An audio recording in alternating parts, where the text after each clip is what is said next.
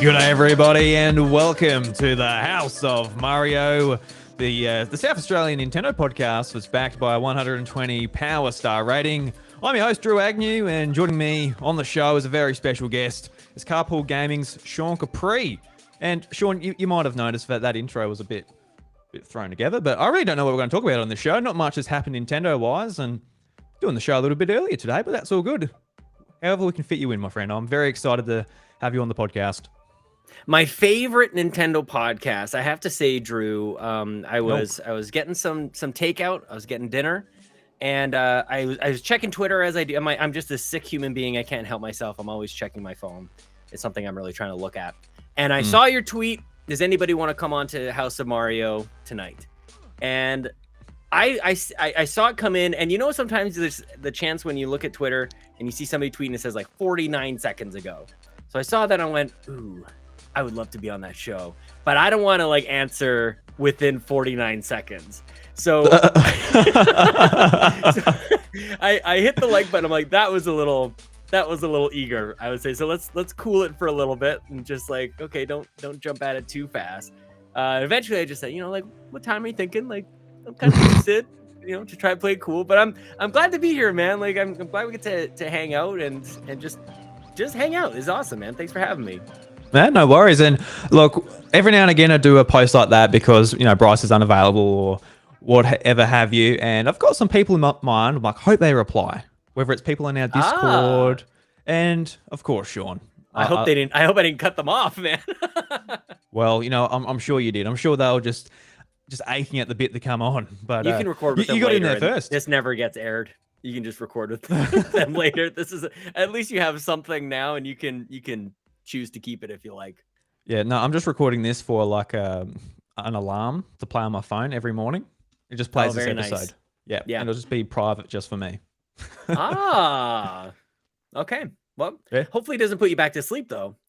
Hopefully it energizes you, it wakes you up, you're ready to go, and not okay, maybe I'll just snooze for another couple hours here as these two gentlemen put me back to sleep. No, I don't know. I'll give myself nightmares. I might be appreciative of hearing Sean in the morning, but hearing myself, I'm like, I can't deal with myself this early in the morning. God. I'm in my own head again. What is going on here? It's no good. Have you ever had anybody tell you that they listen to your podcast as they go to sleep, as if it's kind of a compliment, but it's just no, but I remember that very clearly on the comedy button, actually. I remember Brian Altano said, someone wrote in and said, I love your podcast. I listen to it every night before I go to bed. Yeah. That's, and I thought that was the funniest thing. I'm not sure we're really going for anything specific here, but probably not bedtime stories. That's probably on the bottom of the list. Yeah. As a podcaster. Look, I appreciate anyone listening, even if it's the first 20 minutes just to get you to bed, then you don't check out anything else. So I guess it's better than nothing. That's actually probably that's a more positive take. Yeah. You know what? Even if we're putting you to sleep, we appreciate you listening. Yeah. Have a good night, everyone. I hope you have good night. Snuggle a loved one while you're listening to the show. Look, maybe take out the AirPod if you get a bit frisky, but Yeah. Maybe grab yourself a Pokemon Squishmallow and cuddle that tight. Yeah. Yeah, I saw that. I thought of the Nintendo Drive straight away when I saw that. Yeah, and my wife Chelsea doesn't really podcast all that much, but she is on top of this thing, man. And whatever it's gonna take, she's gonna get one of these things. She's gonna cross borders if she has to. She's tracking them down. So I'm glad for that, because usually it's me obsessing over these kind of things. So it's kind of nice when my wife jumps in and goes, "Yeah, we're gonna get one of these." So. I'm intrigued. Obviously, a big Pokemon fan. I love pointless toys in my house because why not? But I've got no idea what a Squishmallow is apart from hearing it on the Nintendo Drive, and that Kato really likes them because they're cute. And now they're collaborating with Pokemon. I got no idea what they are. I don't even know if they're here in Australia. I've never seen one. I don't even know if they're here. Just an American thing. At least the Pokemon ones. The other, they're just. It blows my mind because it's really just cute stuffed animals. They're really soft and squishy, and they have kind of generic but cute looking faces and designs and stuff. But that could have been anything. What about this Squishmallow thing that's just been this total takeover? It's the new Beanie Babies at this point. because kind of like Funko Pops, because Pokemon collaborated with them as well, and you got like your Pikachu, your Bulbasaur, Charmander. But I never liked Funko Pops. They got the crazy Yeah. black dead eyes, and I've got one. I've actually got a Mew Funko Pop, Hmm. and I purely got that on accident because I was on the EB Games website and I forgot my credit card number, and I've got had it auto saved. So I'm just like, let me try and just auto fill this, and it just auto filled it and pre-ordered this Funko Pop. I'm like, oh. And It's a you really just ended up keeping it. yeah. I'm like, oh, whatever. Okay, but it's 20 What do bucks. I have? I feel I've got these other things. They're called prowls or mega mugs, I think, and they were awesome. I should grab one of these off my shelf one of these days. But they were kind of like the precursor to Funkos, and they're no longer here anymore. I got an Iron Man one and some other Transformer thing up there, and they are really great. They really look cool. They have like different kind of shapes to them and designs. Funkos, they all kind of look the same. To your point, like it's all the dead eyes kind of takes it all away. And somewhere up there, I've got a Nathan Drake and a Ryu, if you Oh, say it like cool. that. Yeah, so Does they're pretty decent. does the Nathan Drake look like? Does he look good, or does he look like a dead human being? Because I know like some of, I know some of these are like toys. I think he looks Yeah, okay. Like he's got a pretty decent, like he's got a good haircut. He's got a rope kind of thing. Good just watch. Good Nathan look to him. Drake. Look, he's a handsome man. He's got an Yeah, awesome chin. The Funko Pop does not do his chin justice. this could be you actually. Now that I look at it, this could be this could be a Drew Funko.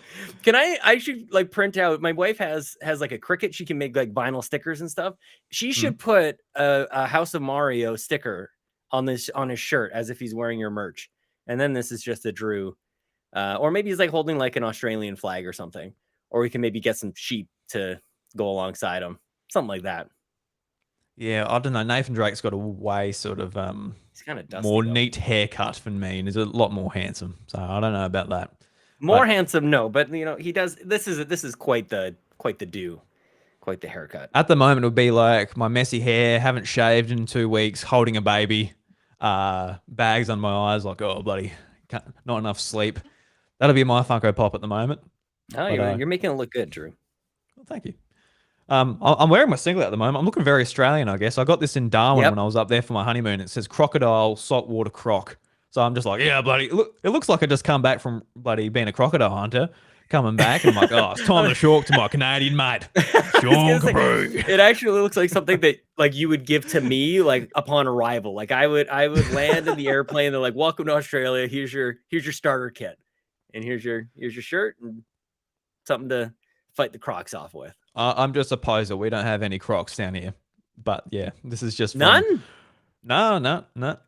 Because yeah, the saltwater crocodiles, like you do not want to go swimming up in the Northern Territory, northern side of Australia. Jellyfish, crocodiles, all of the nasty stuff is up there where it's actually nice weather. But down here, it's cold. The snakes are like, It's nah, we only cold. come out for a couple of months a year. You're all good. But yeah, it is pretty cold. Yeah, I doubt that.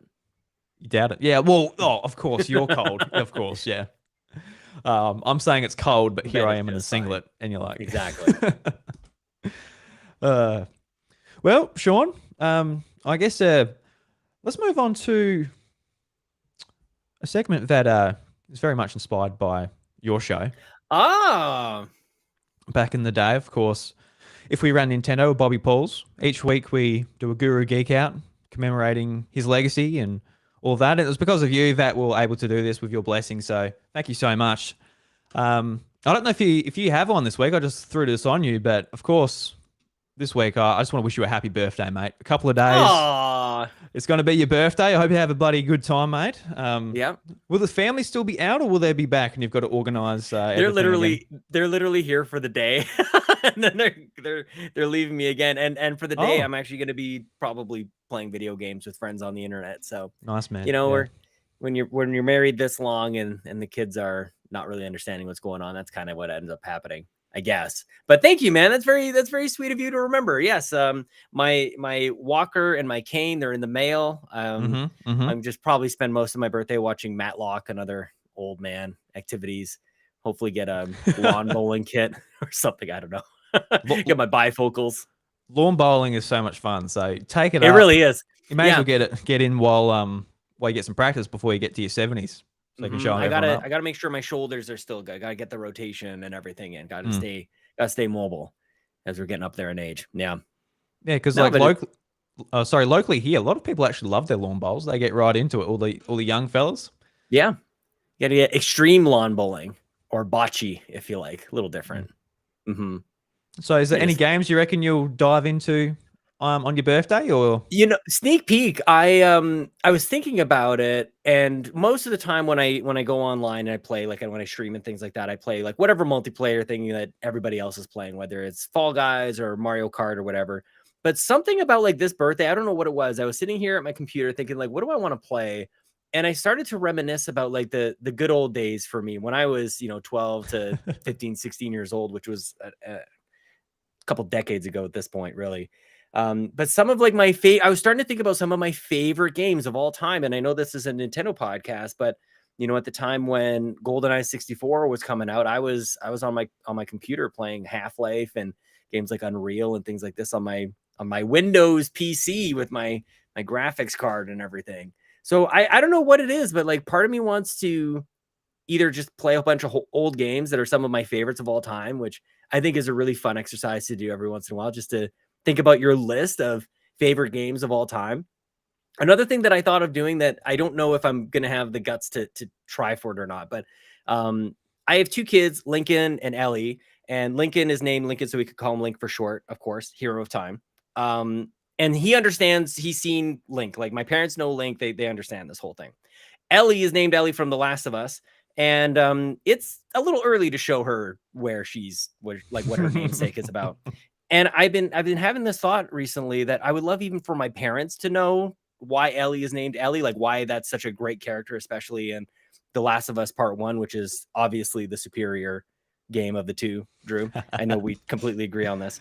And so where I'm going with this is I would love to sit my parents down for like 7 hours or so and just like show them the first. I don't know how far into The Last of Us I could get, but I want to show them The Last of Us. Like sit down.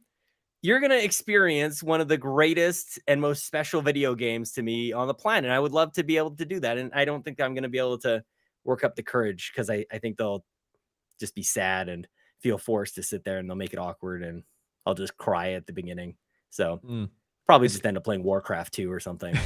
It's a great sentiment to have, but it is difficult. Like imagine if someone said to you like, sit here for 7 hours and watch this thing. It's maybe like a movie or something like, please watch this movie. But that's where games is a little bit harder. Like if someone's not interested, they don't have that will to push through. They just will never experience it, which is both a blessing and a curse when it comes unless to, it's your birthday and show that, Oh yeah. So utilize that. Utilize it, my friend. Yeah. Yeah, no, it's gonna be off. That's not a good idea at all. But that's I feel like I just want to play a bunch of my old favorite games is kind of in the mode that I'm in. Not that there's anything really crazy brand new that's come out that I'm sinking my teeth into or anything at that point. But yeah, I kind of just want to go back and enjoy what I know I'll be enjoying. So yeah. I'm definitely in one of those moods at the moment. I really appreciate it when it's quiet. So do I. It's very nice.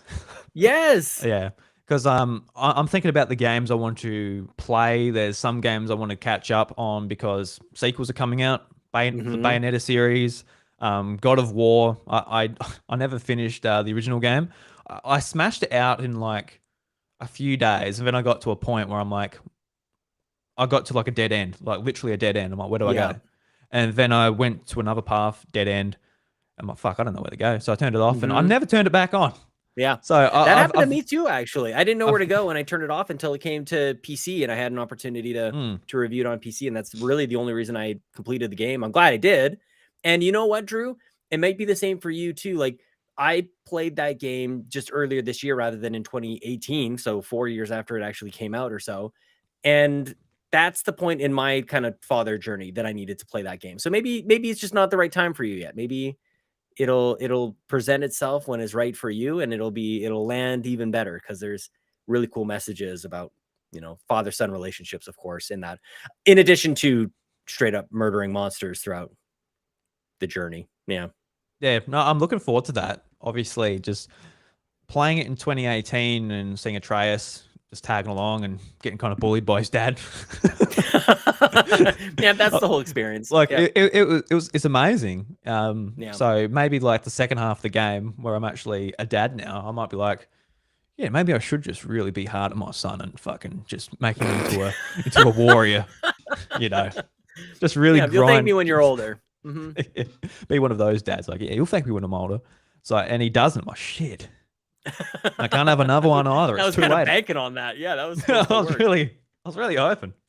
Oh well, it is what it is. Yeah, yeah. Didn't really have Yeah. a diverse approach to my parenting, so shit. Son of a gun. Yeah, I'm actually like really enjoying the PlayStation 5 at the moment because I Oh, signed up nice. to the was it PlayStation Plus Extra. So I've been just Hmm. going through some stuff that I just hadn't got around to or that I just haven't played on PlayStation because I played it elsewhere. And I don't know if you're playing Stray at the moment, but that is fantastic. I love I gotta Stray so get to much. it. Yeah, yeah. We've recently become a cat house around here, so it Mm. seems oddly appropriate. And I think my wife and the kids will probably play. We've got it downloaded for them. It's great that it's on PlayStation Plus Extra.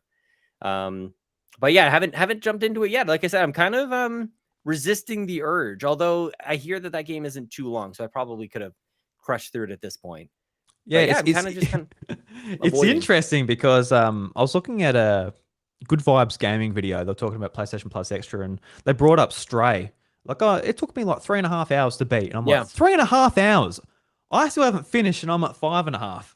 Like, yeah. am I stupid or did you just run through it? I don't That's know. Some dude. people are impressive. That's like podcasting with Ryan Turford. Like you can't trust that guy's playthrough times. Like, yeah, this game's 10 hours, like 22. Easy. It's not 10 hours long. That guy's very good at games. Because I find in Stray, every little nook and cranny is just so well crafted. And you as a cat, Yeah. you can understand the curiosity in your house where it's just like, what's Hmm. that ledge? What's that table? What's under that? Because like, you can go under a car, you can every little house, there's just so many things to knock over on the table and all that. And I think the narrative is just really well told as well. Just through the environment and the little nooks and crannies and little tidbits you get from all the robot characters in there. Because I went into it not knowing what it was at all, apart from you I jump don't around know as a cat. anything about it. Yeah, exactly. Yeah, That's all I know. and it's really cool. It's excellent. Sort of I haven't really played a game like it either because it is you are jumping around, but when you're looking to jump, you're looking at like a ledge, and then you look up at it, and it's got like the cross symbol. It's like, oh, I can jump up there, and you press it, and you just jump straight up there. It's like almost like point and click in some ways. How Yeah. you're actually traversing the city, and if it was I think just that's like how cats think. That's actually how their yeah, brains work. Like they see a yeah, ledge, like I will jump there. Yes, this is very smooth. Unless you're my cat. My cat is probably 5 or 6 pounds overweight, and he kind of like gets up there eventually, like hmm, one leg at a time. But I feel like they look at a ledge and like, yeah, I will jump up to that, no problem. They just yeah. think it, and it will be so. So as you're watching it, it actually looks like a cat just moving around the city. But you could imagine if they put in like just a jump button where you're Yeah. jumping around like a platformer, like Super Mario Sunshine or something. It'll look ridiculous. This cat's like missing and slipping off and all that. But it's just no, it's excellent. I'd It looks recommend really anyone good. plays it if they have a PlayStation um or get it on Steam as well. That's really great. I'm trying to think of a game that like its primary mechanic it seemed is like you're gonna be this animal. Like that's it. We've seen like anthropomorphic animals. We've seen sort of like, play as a bear with a bird in his back or whatever. But like this seems to be like the most you're a pet as Hmm. like Echo the Dolphin back in the day. Like the whole thing was like you're gonna be a dolphin. Wouldn't that be cool? And I guess this is the first time we've seen like you're gonna be a cat, and that sounds like a good time. I've never asked for this, but here we are. We've got this Stray game, and Yeah, everybody's loving it. especially like this well animated and just the way it looks too. Like Totally. we had like, I guess on PlayStation 3, there was Tokyo Jungle where you could play as a bunch of different animals in this deserted city. But, it didn't look like that realistic. Obviously, it Yeah. was years ago at this point, but I think this one's really special. I'd love to see the developers maybe tackle like a different animal next time, like a dog. Like I would die for a game like this for a dog Yeah. where you just because like if they can capture the curiosity of a cat in a city where it's like, oh, what's under there, what's there, But like a dog, imagine trying to capture the gameplay of it's like, oh, what's that? Then like you go and chase it. I don't know how they can do that, but it'll Dog be simulator. interesting if they could. Swap out the breed and everything. Like I would say, like I don't know, maybe I don't know anything about cats, but like you could have put any cat in there and it would have been probably a similar experience. Like what if you Mm. go from like Chihuahua to like I don't know, a Great Dane or something? Yeah, that'd be awesome. Or yeah, that'd be great. Oh my gosh, that'd be awesome. Be That's like what an we need. We need some sort of like dog MMO. Like if we could just all like show up together, with a bunch of dogs, that would be great. I'm imagining like an RPG with like different classes and roles, Yes, where all the yes. breeds that have different like stats and that. German Shepherds That'd are be your cool. tank. Yeah, man. I actually really want that now. That'd be awesome. Whether it's realistic or pixelated or whatever have you. That Well, sounds there's awesome. your if we ran Nintendo moment. We made Right a there. game. Hmm. Yeah, well, maybe not Nintendo make it. They're like, oh look, we'll release the Dash Hound Oh, maybe yes. 6 months later. Oh my Put it in an update. God. It's too soon. It's too real. Oh no, it's never too soon to bag Oh out my Nintendo goodness. when they do some Yeah. dumb shit. Yeah. But I am geeking out about since you asked. I have recently read all of the Scott Pilgrim books, and I am just totally head over heels in love with this whole entire series. I don't know if you read the Scott Pilgrim books, Drew, but I I haven't, no. highly recommend this. I don't know what came over me about this time last year. I just decided I'm going to get into comics, and this is my gateway drug. And I've completed the set, and we're releasing sort of like a play-by-play on our Patreon. Just like we're gonna walk through every page and talk about it and everything. And I can't stop thinking like it's in the truest sense of the geek outs. Scott Pilgrim is what it is. Is that for me? I just can't stop thinking about it. I'm consuming all the music. I'm like watching more YouTube videos about this thing. Like it's just I am completely geeking out about Scott Pilgrim for the first time. Where I feel like if you've gotten into it, like you were into it 10 years ago, like everybody else. But I'm very late to the game here. I don't care, and I'm just really enjoying it, my friend. I loved the soundtrack to the movie and the game, The but game soundtrack it's awesome, isn't it? is Like so good. I barely even touched the game. I bought it when it re-released on Switch, but back in the Mhm. day, I barely played it. But I don't want to run any parade, but the movie, all my friends were telling me like, oh, you got to watch the movie. It's the best thing ever. And I watched it. It's I'm like, not. oh, it was fine. The movie's not good. Yeah. So So that yeah. was Okay. that, You're that not a fan. Okay. Yeah. no, so Right. that ended my I read Ryan Turford and I are reading them at the same time. He's my co-host on the Xbox Drive. And so we were been reading at the same time. We read book 4, we talked about it, and then I'm like, man, I gotta go jump ahead. I gotta get to book 5. So I read that. I'm like, well, now I'm Mhm. one to the end, and so I just finished it off. And I'm like, well, my family's out of town. I've got all the time in the world. Let's just watch the movie. And I'm watching it, and I'm like 3 minutes into this, and I message Ryan. I'm like, I don't like this character. Like already, I Mm. don't like what I'm seeing. And then yeah, maybe halfway through, I'm like, this is not what the movie that I wanted out of this. So I'm very much like the typical, oh, the book was better kind of thing, but the book was way better. The movie is incomprehensible. I can't imagine if you hadn't read like the books. Like, I don't understand how anybody's supposed to get what's happening in this movie. It's so disjointed. It's just a disaster, and I don't like it. Is my verdict on it, Drew? Oh, fair enough. Yeah, I Yeah. thought I just felt so outcast because I didn't really see like I didn't hate it. I just watched it. It was a movie. It filled in like an hour and a half. Yeah. I Yeah. don't know. It doesn't get me too excited, but No. I don't know. I've also never been a movie person as well. Like don't get me wrong, I love movies, but when it comes to like critiquing them or whatever, I'm like, yeah, it's fine. Like it entertained me. This was a movie Yeah, that I because watched. I I went and watched the most recent Wonder Woman film whenever that came out, and my Oh, mate yeah. was just like, "Oh, that was awful. I hate it." I'm like, "Oh, it's fine." Yeah. Like, I don't know. Everything is a 7 for Drew. My popcorn was 7 out of salty, 10. my Coke Yep. was sweet, and the Oh. movie was visual aid for eating. Yeah. That's that's all I kind of need. What else are you watching? What else are you looking for? Yeah, it's fine. Mm. Yeah. So you're Bit not like- having any like soul affirming experiences watching any movies, not like changing your outlook on the world or anything, or energizing you or anything. Of course, there are some. Yeah, Armageddon. No, I don't know if I've seen that, so maybe not. But personally, for me, my favorite movie is The Greatest Showman. I don't know what that is. It's a musical, which is I've never been like, oh, I love musicals or whatever, but I don't know. In 2017, that one just hit me something fierce. I cried in the cinema, Wow. and I think like it was because it was just so happy and like filled with hope, and it just made me swell up, man. And the soundtrack, like I love the soundtrack to that movie. It's really great. Like Zac Efron and all of the actors in it are just Hmm. so good. Don't know. Go and watch it if you haven't. I don't know Well, what maybe streaming I platform will. it's on, but go and watch The Greatest Showman. There's a recommendation from Drew here at the House of Mario. Greatest All Showman. right. Go and watch a musical. It's like sort of pop rock kind of From movie man music. himself, Drew. The movie Man, everything's a 7 except for that, but it's a 10. I'll watch that. You watch Armageddon with Ben Affleck and Bruce Willis. They're gonna blow up an asteroid in space, keep it from crashing into the Earth. Greatest movie ever. I'm on for that. I swear I watched movies with that concept. I don't know if it's that exact movie though. Yeah, they might. There was Deep Impact was pretty dang close. They did this every once in a while. They had A Mm. Bug's Life and Ants. They had the White House one, White House Mm. Down, or something like that, and the other one. Yeah, it happens every once in a while. Yeah. Duplicate movies are made. Yeah. No, it was a great concept. Like, oh shit, the Earth is gonna blow up. That's troubling. Better fix it. Yeah, we should probably do something about that. Exactly. Get these oil riggers up on a space shuttle and getting them up there. They'll take care of it. It's gonna be Yeah. great. No, surely it will work Yeah. out.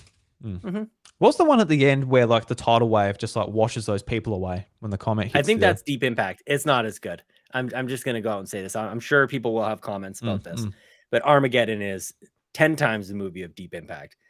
And I'll tell you how you know this. Ryan Turford thinks that Deep Impact is better, so that's how you know it's better. Yeah, That's how you know. one of the recent podcasts you guys done, like he just had a different opinion to it. Everything you said, which He's was doing it on great. purpose. I love the He's just doing it on purpose. He's just trying to get to me, and it's not gonna work. That Ryan Turford that bugger. silly weatherman on the moose. Jeez Louise. So I guess let's talk about I guess our thoughts on the Switch at the moment, because I know like recently Bryce and I were done an encore at the House of Mario episode all about Mario Strikers, and it sort of led into a conversation about, we're not exactly thrilled with Nintendo's sort of handling of their sports titles and the games they try to keep us entertained by doing updates just over time. But the product just sort of comes out as a bare bones experience, and even what they do include kind of doesn't really make up for it, because I believe these products, like, they're an $80 game. They should be like, oh, I need to entertain the kids, and it should be given to them. It should be a full fat product. It's not like it shouldn't be like, oh, it's 6 months later. I've got to put Mario Golf back in because, oh my god, I need to keep playing it. But I guess just with like the sports titles, Nintendo's sort of recent releases, how are you feeling about the platform? Are you sort of enjoying it, or are you not so much enjoying it? Then I'll jump in as well. I am strained. I am not gonna lie to you, Drew. I've spent most of the last like 12 months or so just kind of like all in. And I've talked a lot about this on the Nintendo Drive about how I'm like, when I was podcasting with Bobby and Animal Crossing came out and he was all in on it, and I was very frustrated with a couple of things Nintendo was doing at that time. And what I found, even after expressing all of my frustrations and everything, was sure, I may have even been objectively correct in my assessment of Nintendo at the time. But what I realized is that it actually doesn't matter at all, because like I'm not changing anything. I can scream to the ends of the earth. I can until I'm blue in the face, until I'm totally out of vocal ability, and it doesn't matter. Nintendo's going to do what Nintendo is going to do, and I came to the realization that I kind of just wanted to have fun with Nintendo. Like Nintendo's something that for many of us has just been with us since the beginning of time and represents so many wonderful memories and so much great potential. And the Switch, of course, just as a system, is top tier. It's exactly what we asked for, by the way. Like that never happens with Nintendo. We got exactly what we asked for. That the Switch is that, especially back in 2017.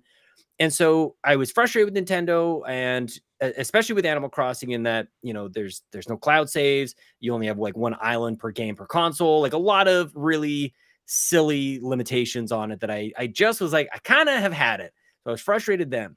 And again, I kind of came to this realization that I'm not having fun with my strained relationship with Nintendo. So I just thought, I'm going to park my critic hat at the door, and I'm just gonna buy whatever Nintendo is putting out because that sounds like a fun time. Like I really swung from one end to the other. I just like bipolar. Let's just go absolutely crazy on this, and I had some fun buying games. And for the most part, I actually think that I went on a bit of a run where the games were actually really good. I bought like both Pokemon games. I think were really good. And Triangle Strategy was really good. I actually got to the point where I bought too many games. I couldn't get around to it, and that's a good place to be in Nintendo land. But then golf was part of the mix. So I was like, ooh, maybe I should be a little careful on just buying everything. And then as you brought up with strikers, I'm at the point now where I go, I just don't know what to do with Nintendo anymore because this is very frustrating. I feel taken advantage of. I feel like I'm taken for granted. And this is where I end up with Nintendo, where it feels like a sick relationship. And I'm not sure if that's a really healthy place for me to be with my video game piece of plastic. Like, should I feel like I'm in a relationship? Should I feel like it's equal or fair? And like, does that even make any sense? I don't know. All I know is that when I look at even Splatoon 3 coming up here, and I look back on golf and strikers and a few other examples, it's like, is that as guaranteed to be an A+ experience on Nintendo as I once thought it was? Because to me, Splatoon came right out of the gate with the Wii U and was like, they nailed it. It was so good and people really loved it. And it seemed to check off all these boxes. Splatoon 2 came out and people, remember those conversations like, is this really a sequel? What does it even mean to be a sequel? Is this 1.5? Like all that stuff. Now we're very far away from Splatoon 2. We're very far away from the Wii U days. Like Splatoon 3, I feel like it has a certain set of expectations, or I have a certain set of expectations for it. And especially, it almost has to like make up for the shortcomings of some of these other recent games that I've brought up with strikers and golf and these kind of things. So it's like, it's a tall order. That the bar is very high for Splatoon. And I vocalize this only even if just for my own benefit to go, maybe that's unrealistic. Maybe that's not very fair. But that's kind of where I'm at because I've felt let down for so long that it's going to take Xenoblade next week, later on this week, to really crush. And I'm so excited to see reviews. I think tomorrow as we record this, or today for you, I think. We'll see how that goes. But at the very moment, as of recording, a little frustrated. Yeah, I definitely feel the same way. And in some ways, I'm sure you have these sort of thoughts as well. Like, you know, when you're talking about you just want to have fun with Nintendo. I'm sure that's how we all feel. And when it comes to doing this podcast, I keep in mind, like, you know, people are coming to this for, I would assume, mainly entertainment. And it's also sort of a thing. Like, I don't want to just be like, oh, I'm happy and whatever about, you know, this corporation and their products all the time, especially when I feel like they haven't delivered, especially for how much you're paying for them. Like here in Australia, I don't know what the Canadian price is for a full price Nintendo game, but $80. $80 compared to a PlayStation 5 game, which is $125. So it's not quite the most yeah, fucking Is tell it me really? about it. Yeah, tell me about it. It's quite egregious here. Yeah. And because everyone's like, we're not going to go into it, Sean. I know you hate this conversation, but everyone's complaining about $70 in the States. And even with tax in the States, that converts to about $100 Australian. So we're still paying $25 Australian over what the Americans are paying. But regardless, $80, like, you know, that's a lot of money. And just for what Mario Strikers was, and I was looking forward to that game so much. Like Bryce and I, we will just that was the one. Yeah, just screaming from the rooftops. Because I know you're a football fan. I'm a football fan. We've you know, both played it in our lives before. Yeah. And that was the sport I was excited about, and had a history with the series, a little bit on GameCube, and especially Strikers on Wii. And it was just a repeat. And you know, I feel silly just for not seeing it coming. We had tennis and golf from Camelot, and I put a lot of the blame on Camelot, but it's obvious that it's a Nintendo decision. These are just games to, you know, put out in between big hitters, and whether that's commercially viable for the company, you know, to delay Breath of the Wild to make the sequel the best it can possibly be. You know, I think there's going to be games that are maybe necessary to keep the wheels and the lights on there to, you know, keep going. But we're just going to be, I guess, more aware of what those games are for Nintendo, so we don't buy them. Because Yeah, and it's Yeah. frustrating because Nintendo has this magic where they release a game and everybody who has a Switch buys that game. And we've seen it with Mario Kart and Splatoon and some of these games, and they bring people together in ways that like Xbox and PlayStation can only dream of. And maybe they're Mhm. somewhat getting there with the Game Pass and PlayStation Plus, Mhm. where games come day and date, so everybody has access to the games. But in Nintendo Land, people buy the games on that day, and so everybody's looking to play together. Like when somebody drops a Mario Kart night, everybody shows up to Mario Kart night. And but unfortunately, like there's some weird limitations with multiplayer. Now, but Mario Kart is probably one of the better examples of this. But it's Mm. just too bad that Mario Kart is such a it's on its own island, you know, and even the way that ARMS does its lobby system is the best out of any of the multiplayer games. It's the best. It's better than Smash. Doesn't quite do a multiplayer lobby system as good as ARMS, the game that nobody cares about. Like 14 people played that game. Everybody else bought it. Apparently, it sold like 2 million copies or something, but only a few dozen people actually played it. So it's like it's so inconsistent, and so I can't make up my mind where I go. Like I'm tempted to just go, I'll play single player games because that's where I know it should be pretty good. Like Kirby was really good. I thought that was a lot of fun. I'm sure the next Breath of the Wild is going to be great, and when they do like a 3D Mario game, those are all really good. But there's this conflict that happens when they drop a game that should shake the world out of its orbit, in that everybody is going to like leave work and play together, but you go on these systems and they suck. And it's like, you're so close, Nintendo. And I wish that it even seemed like they were trying. And now I really feel like I'm just playing the role of Bryce. There's maybe a few less F bombs here, but I'm just kind of like, I'm frustrated, man. Since you asked the question, but so yeah, like, what do we do from here? I look to Xenoblade and just cross my fingers that that's going to be great because I'm a fan of the first one. I played the definitive edition. I'm going to skip the second one because there just ain't enough time for that. And fingers crossed on this one. But man, alive, come on, Nintendo. Mm. Yeah, I think yeah, for a while in this show, I just, you know, I come to terms with Nintendo's online, and I think a lot of people have. Just it is what it is. It's awful. It's not what it needs to be. They are charging it for it, charging us for it now. And they have been So for a while. yeah, so there's some there's a bit more to it now. Like it's like, oh, Mario Kart Wii, it's yeah, it didn't work that well, but whatever. Mm-hmm. But now we're actually paying for it, especially like if you just want to trade Pokemon, you've got to sign up like $30 a year. Like it's Yeah. it's a little bit ridiculous if you don't want to utilize the other benefits that come with it. But I think if they want to do these types of games, if they want to do, they're pushing Mario Sports games to be updated. They're pushing for Splatoon 3. They've got to step it up. There's no ifs and buts about it. I don't want to hammer on it too long because Yeah. we're going to be talking about it for the next decade, Well, two and next week decades. we're gonna be like, Xenoblade's the game of the year. Like, Mm. thank you, Nintendo, for this great game. So yeah, you're It's right. It's good to be balanced. yeah, because it, like, honestly, they just do not understand, and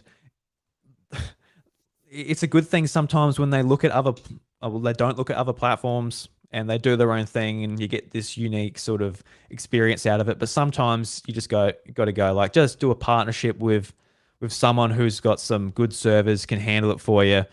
Yeah. Make sure your dev tools actually utilize the right net code for the online play, so it's actually a decent experience for stuff like Super Smash Brothers. Like that is it's an expensive game, lots of content, a massive community around the world. That needed rollback netcode for that game.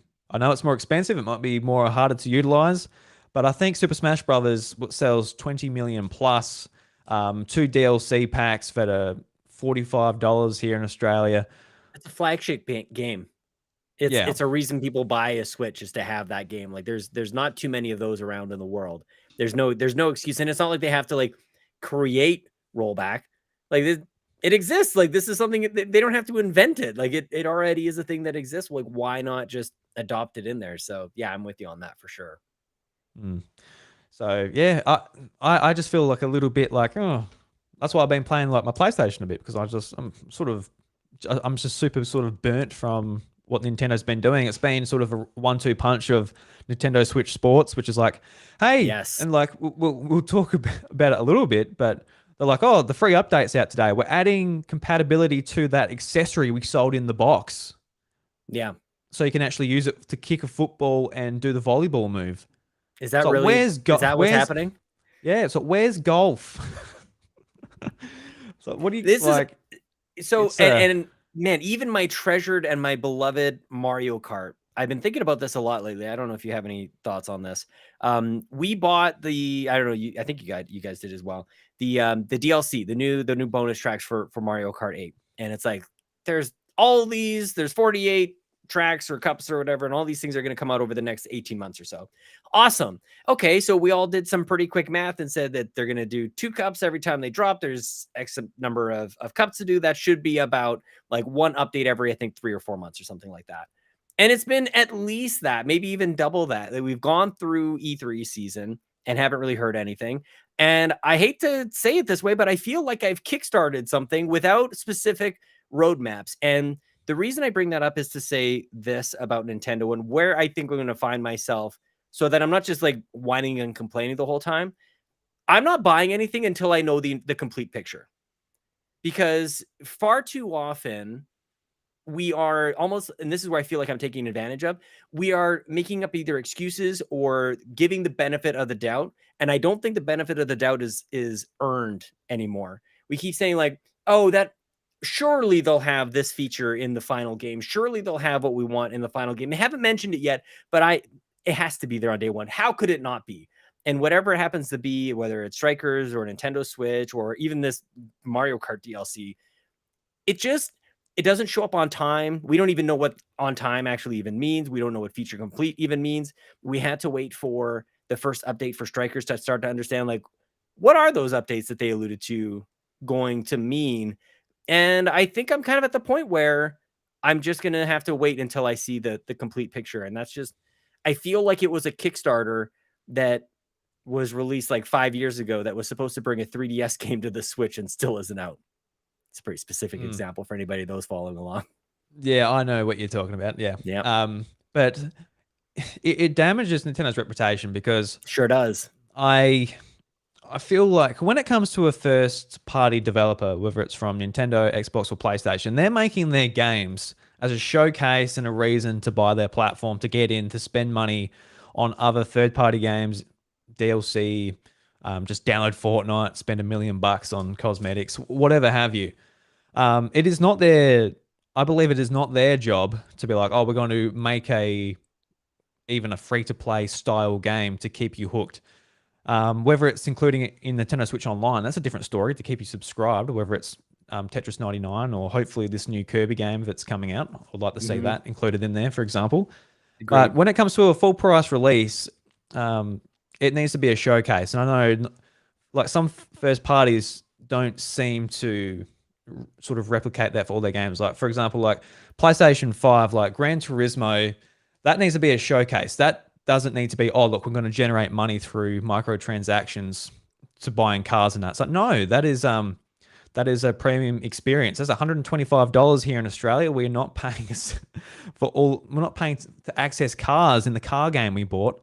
And I feel the same about Nintendo. And for the most part, I feel like I can be like, oh, Zelda Breath of the Wild 2. Like, it's a pre-order right now. Like, I can assume that it's going to be great. But if they keep chipping away like this, like, oh, last Mario Strikers wasn't very good. I'm not gonna go and get Mario Lawn Bowls pre-ordered. Definitely not. And that's the thing. Like, different titles are gonna have that different threshold for everybody. And for me, like, it's kind of like Splatoon 3 is really the thing that's like kind of questionable for me. Breath of the Wild 2, like, it's without question. Like, and I haven't been burned enough to start to question Breath of the Wild, but I have been burned enough to start to question like Splatoon. So there's that. Yeah. On the first party thing, I think you bring up something interesting. And Nintendo has now had a number of these releases that we can comment on and be disappointed in. And you bring up Gran Turismo, which is a single instance.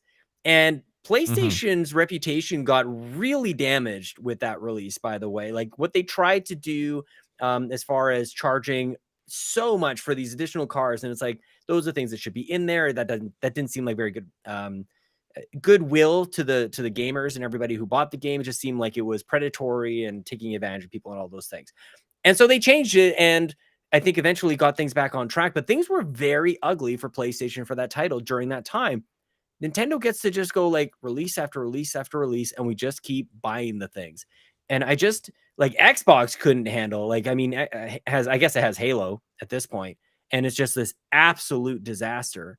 So I think there's different reasons why it's not exactly like an apples to apples Of comparison course. across the different platforms. There are quite a few exclusive titles coming to the Switch, whether they're amazing experiences or not. Like, you do have a lot of choice on that. They do have Pokemon. They have all these different things. So it's not exactly the same. But Nintendo does have a lot of grace when it comes to releasing some subpar stuff. And I really banked my fantasy critic this year on Nintendo, and it is not paying off, man. Like, I went for Strikers, I went for Nintendo Switch, and these things are like hovering around. I know like Metacritic scores aren't everything, but these things are sitting around like a 71. It's like, man, Nintendo, you were supposed to be like my guaranteed 8 and above on these scores. So, and it just hasn't been that way, unfortunately. Mm. Yeah, it's troubling, and I just feel like, as a fan, as someone who talks about them on the weekly, I'm not trying to make a change or anything like that, but I'm just expressing my opinion because I feel like it's not good enough. I feel like, Yeah.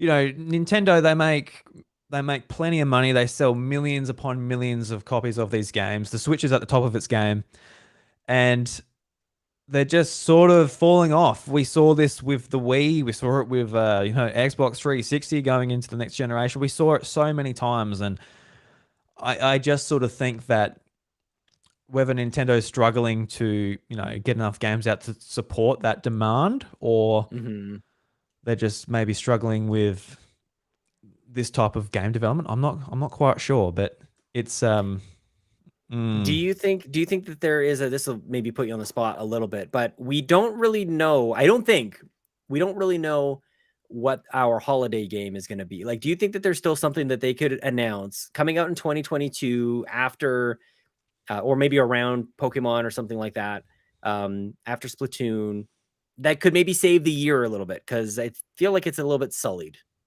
at this point. no. Is there anything that they could come out? Like, what if they have a Mario ready? What if they have like a Donkey Kong ready? I mean, yeah, nothing's impossible. They could have their marketing team like, oh, we're really going to drag this out. And it comes back to that sort of that. It's actually the Mario Kart DLC. You're just getting a bunch of tracks on Mario Kart. They're like, here you go. You're welcome. Yeah, I don't think there is going to be like another big game where it's like, oh, look, here's like Nintendo's hitter off. I feel like it's too late, and of course, I could be, or hopefully am wrong. Like, they'll come out and be like, hey, look, here's this big game. But even if it, like, honestly, even if it is like the sequel to Mario Odyssey, like, the Tokyo team has their game ready to go. I don't know. I don't know if that does a whole lot for me. I'll play it and I'll probably love it. But I'm getting to the point where Still pissed. Still pissed. But honestly, I'm getting to the point now in Switch's life. And that's honestly, it's because we've been treated so well, like, as far as some of these IP go. But I do want something new. And whether I was really looking forward to Strikers. That was something that we haven't gotten for 10 plus years. Generations. Yeah, so I was looking forward to getting into that again. That's a no-go. That can be drop kicked off a cliff. Seriously. So I'm looking at, like, I know like a lot of people looking forward to maybe an F-Zero. I'm not that big into F-Zero. It's another racing game to me. There's other sort of games that replicate that. Actually, Redout 2 came out on Switch. So, that's an F-Zero like game that came out this week. But for me, it's like Kid Icarus. I would love to see another one of them. There's these franchises I'd like to see again, and I don't know if Mario will like get me super excited. And of course, I'll release a trailer. I'm like, oh my god, look, Mario's jumping on. I know. These I was gonna say, Goombas. like, I spent most of this time really coming down on Nintendo, but like, I can definitely be swayed back with like a good DK or any of those games. Like, they come back with those, and I'm singing the song all over again. I feel like things are quite dire for you, actually. Like, even if they come out with one of these games, like, nah, no, like that really sounds like you're looking to PlayStation, or even to like maybe even a Steam Deck at some point. I know I shouldn't have brought it up. I tried. I'm sorry. I know. Sorry. As soon as I said, like, honestly, man, the Steam Deck was an option where I was just like, I want to play some more of these games that won't be on Switch, and also just really sort of tired of how they're drawing out their online services. Like earlier this year, people are like, "Oh, there's the rumors for Game Boy games." I'm like, for starters, they're not coming until until probably next year. But then they'll be like, "Oh, look, Mario Land 1 and 2 are out."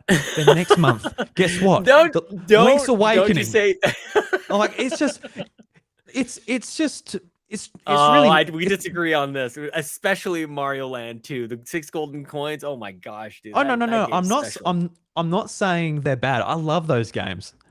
I love those games. I'm not putting shade on I know them. you're not saying, but that's not enough to like turn you around at all. It's not something like, oh yeah, On like that's it for me. That is actually it. I've been waiting this entire time. I've wanted them to do. Remember when they used to do those mini consoles every year? The NES one, the Super Yeah, Nintendo, they're and great. everything, and like, yeah, they were great.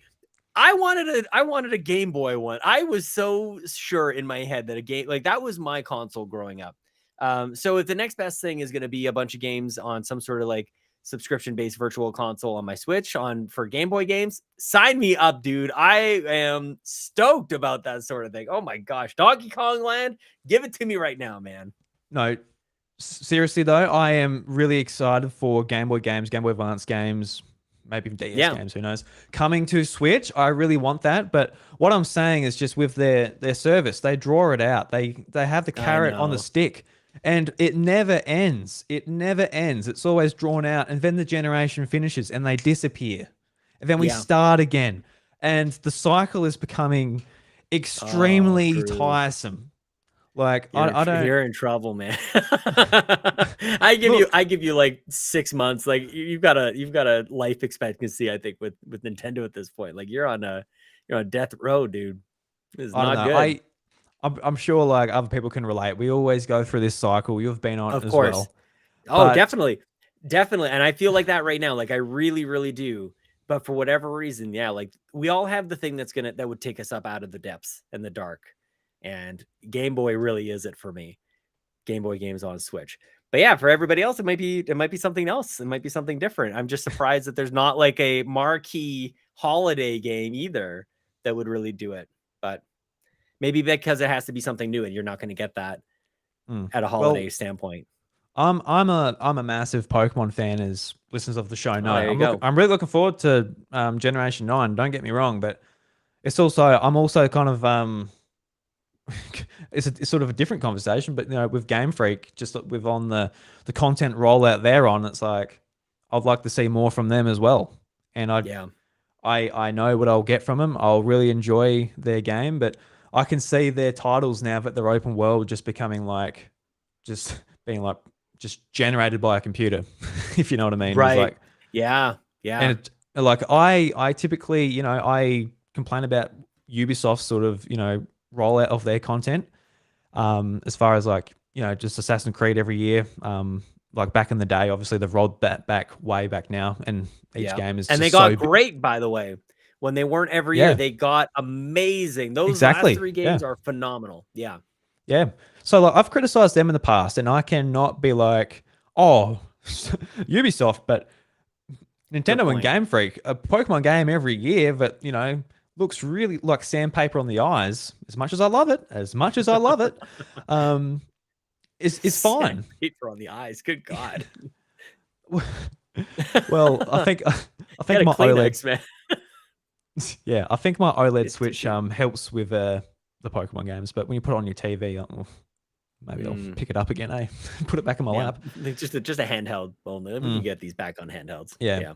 But as far as Switch goes, I still use my Switch all the time. I'm just not playing as many Nintendo games. I am playing Fire Emblem Warriors at the moment, and I think it's awesome. Ooh. I think it's excellent. And I've got Live Alive on the dashboard ready to go as well, which is published by Nintendo, but from Square Enix. Yep. Really looking forward to that as well. They're putting out some good stuff from, second party partnerships and all that at the moment. But don't know. I was burnt hard, man, as you can Yeah. hear, and I really do want Hmm. to apologize to listeners if they tune into a podcast and they just want to hear like a bit of fun, Yay, bit of game talk. Nintendo. But yeah, but Sorry, man. I do not want to turn into just like a fanboy and doing Nintendo's job for them, marketing their content. I Good want to point. sort of I want to highlight great stuff. Yeah. Like there was a friend of mine who I met in EB Games, and they're buying a Switch, and I said, "Oh, what game should I get?"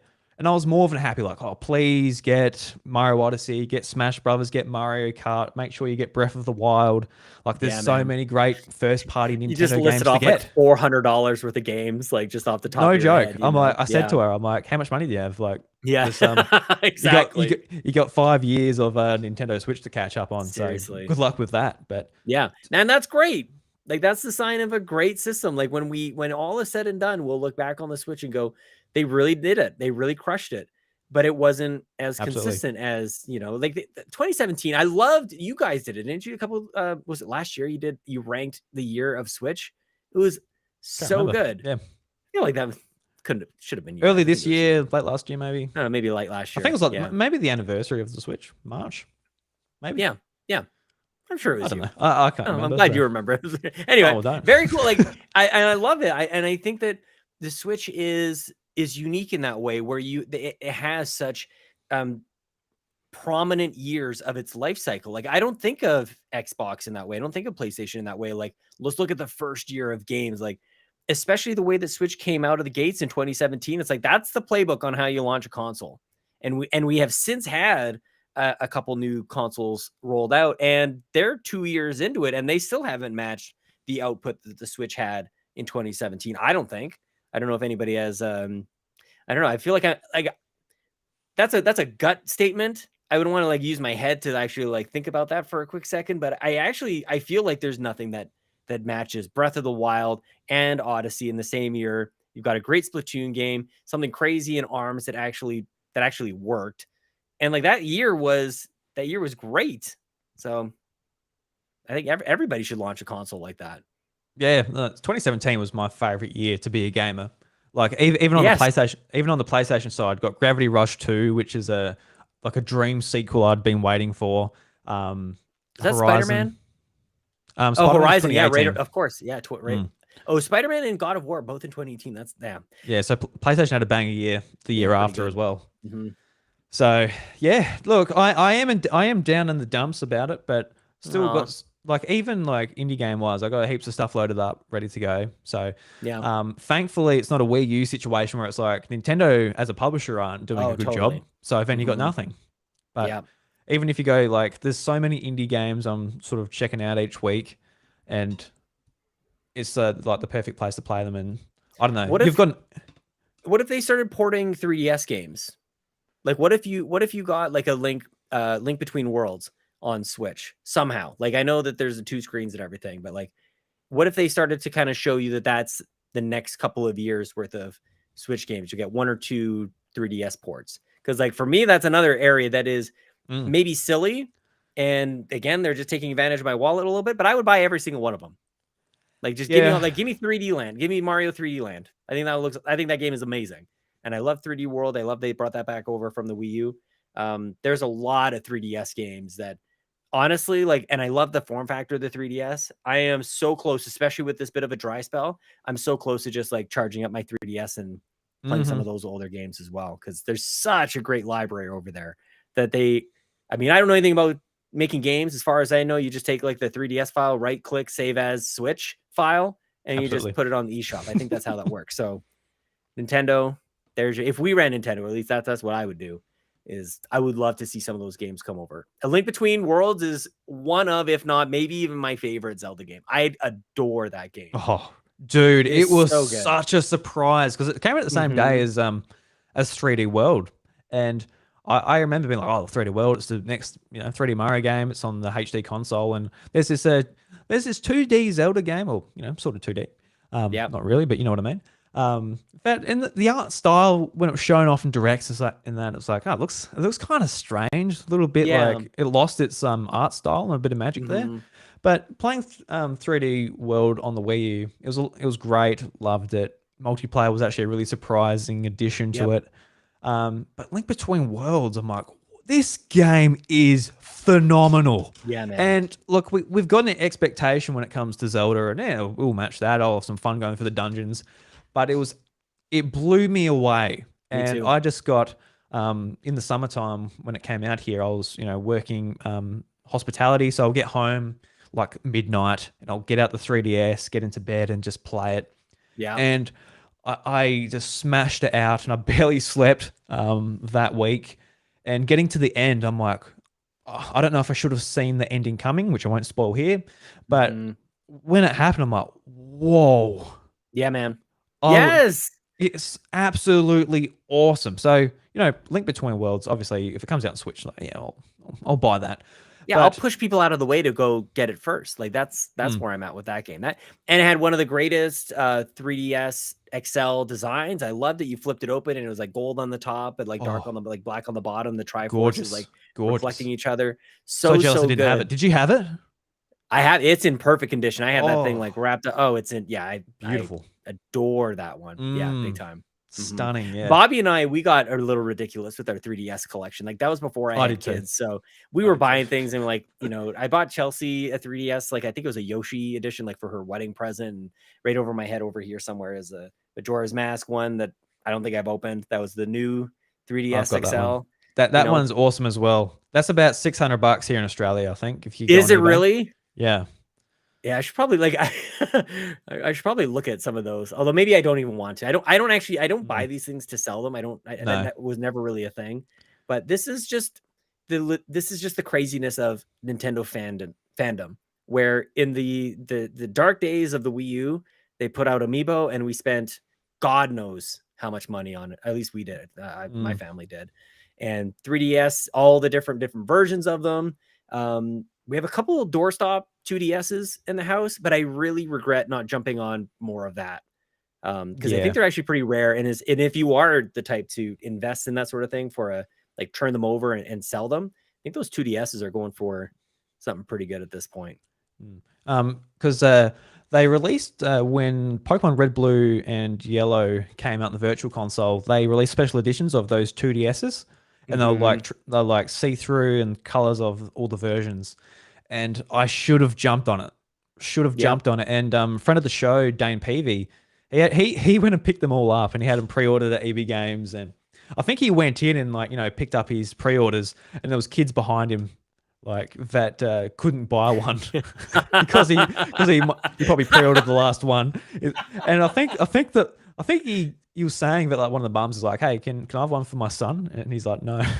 He felt real bad. Absolutely not. Who are you? Yeah, it's Yeah, just. remember this for next time.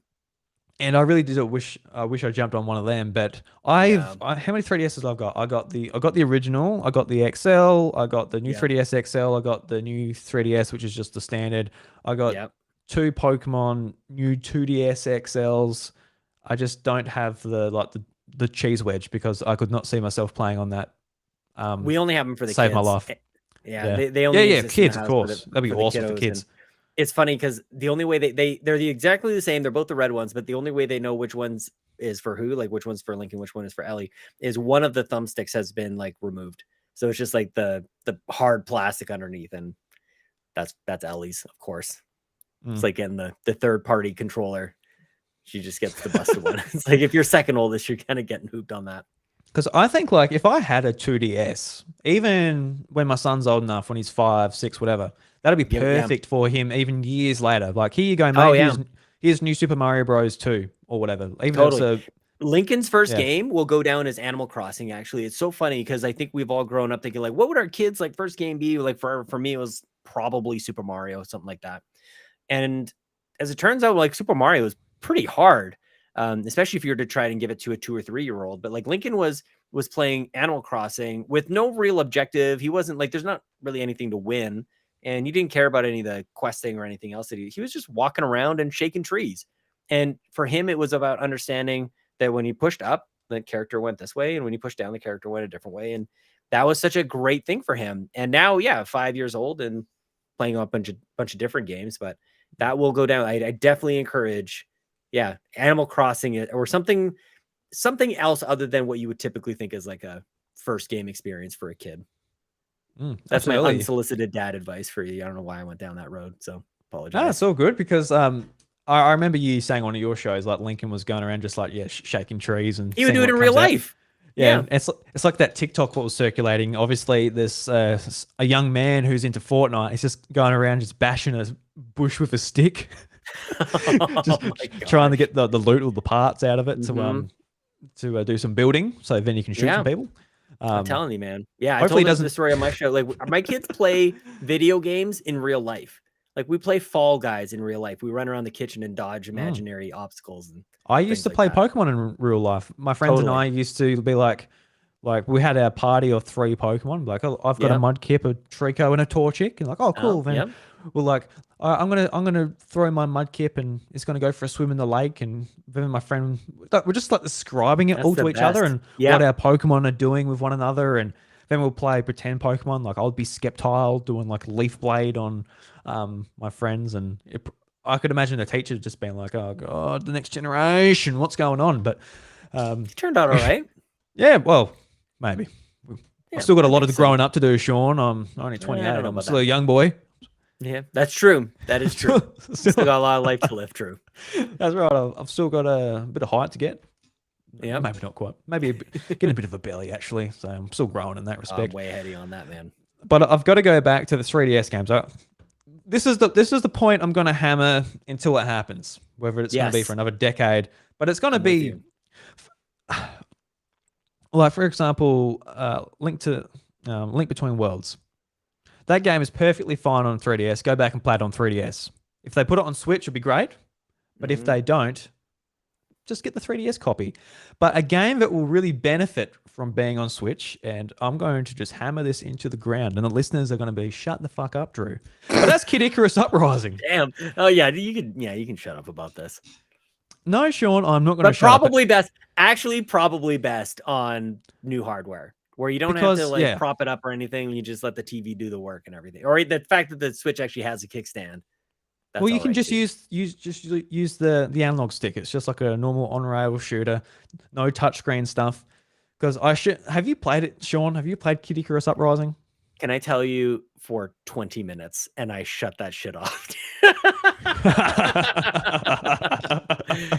No, I couldn't do it. I'm like, what is that? Like, no, it was very similar to, people are gonna, as much as I throw a lot of praise to A Link Between Worlds, the DS games like Phantom Hourglass and Spirit Tracks, you have to move with the stylus. Absolutely not. Get that away from, like, no. I played those games for 7.5 minutes combined. No, thank you. Yeah, but that is the shit all over your favorite game ever. That is the problem with like that control scheme though, because it's not great. It was even the point where Nintendo's got to actually make a stand and ship it. You can imagine the cost just associated with making that kickstand because of the control scheme. Yeah. But on Switch it'll be fixed, and behind that pretty ordinary control scheme is a excellent video game produced by Sakurai. So I would love that. That is a game that needs to be exposed to more people with a more accessible control scheme and pretty it up. It'll be great on Switch. I really hope Grezzo, or maybe this rumored 3DS port by Bandai Namco, it's one of them. That'll be fantastic. But look, what's going to happen is it's going to come out in 2 years, and Nintendo's going to be like, well, we've got some updates coming, and we put fuck all in the base game. So enjoy that, my friend. Yeah, you won't be able to play 3DS games unless you buy the Switch Pro or whatever the new one is. They'll do the exact same thing as new 3DS. That's how you play Super Nintendo games. That sounds like a Nintendo move for sure. But you do, you celebrate the legacy of our good friend Bobby Pauls, the Nintendo guru, with the Geek Outs, and that's wonderful. But I don't even know if you like, by celebrating Kid Icarus, that really is you carrying on the torch that Bobby was carrying for so long. He loved Kid Icarus. So I actually really enjoy, as much as I did not like that game at all, I really enjoyed listening to you sing the praises of this franchise, because Bobby was doing it, but he's been silenced too soon. So it's great to hear you talk about it. I want to put it here right now. Episode 228 of the House of Mario. If Kid Icarus comes out on Switch or the next platform, whenever, and it's bad, I'm not a Nintendo podcaster anymore. I'm gonna talk about Van shoes or something. I'm gonna just anything else. Anything else? Do I have any passion for shoes? No, but fuck, I'll talk about them all day if I have to. If Nintendo lets me. You'd rather even do that than to like, you could become like the grave of Mario and just talk about how it's just the worst in the world. You'd rather keep it positive, I guess. The anti-Nintendo podcast. Yeah, The House of what's in the Wario. new? You'll actually have to be the House of Wario. You'll just be the opposite. Yeah, that's great. It's Bizarre like world. what's in real negative Nintendo news today? Oh, here we go. Here's a good story.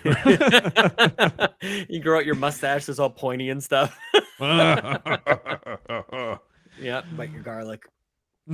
So yeah, no, definitely. I appreciate that we talked about 3DS games a bit there because it brought me That's what we're back. getting Like, by the end of the year, by the way. We're getting a brand new ground up Wario game. We're not getting a new like Metroid re-release, remaster, or whatever. We're getting Wario 2022. That'd be a great way to end the year.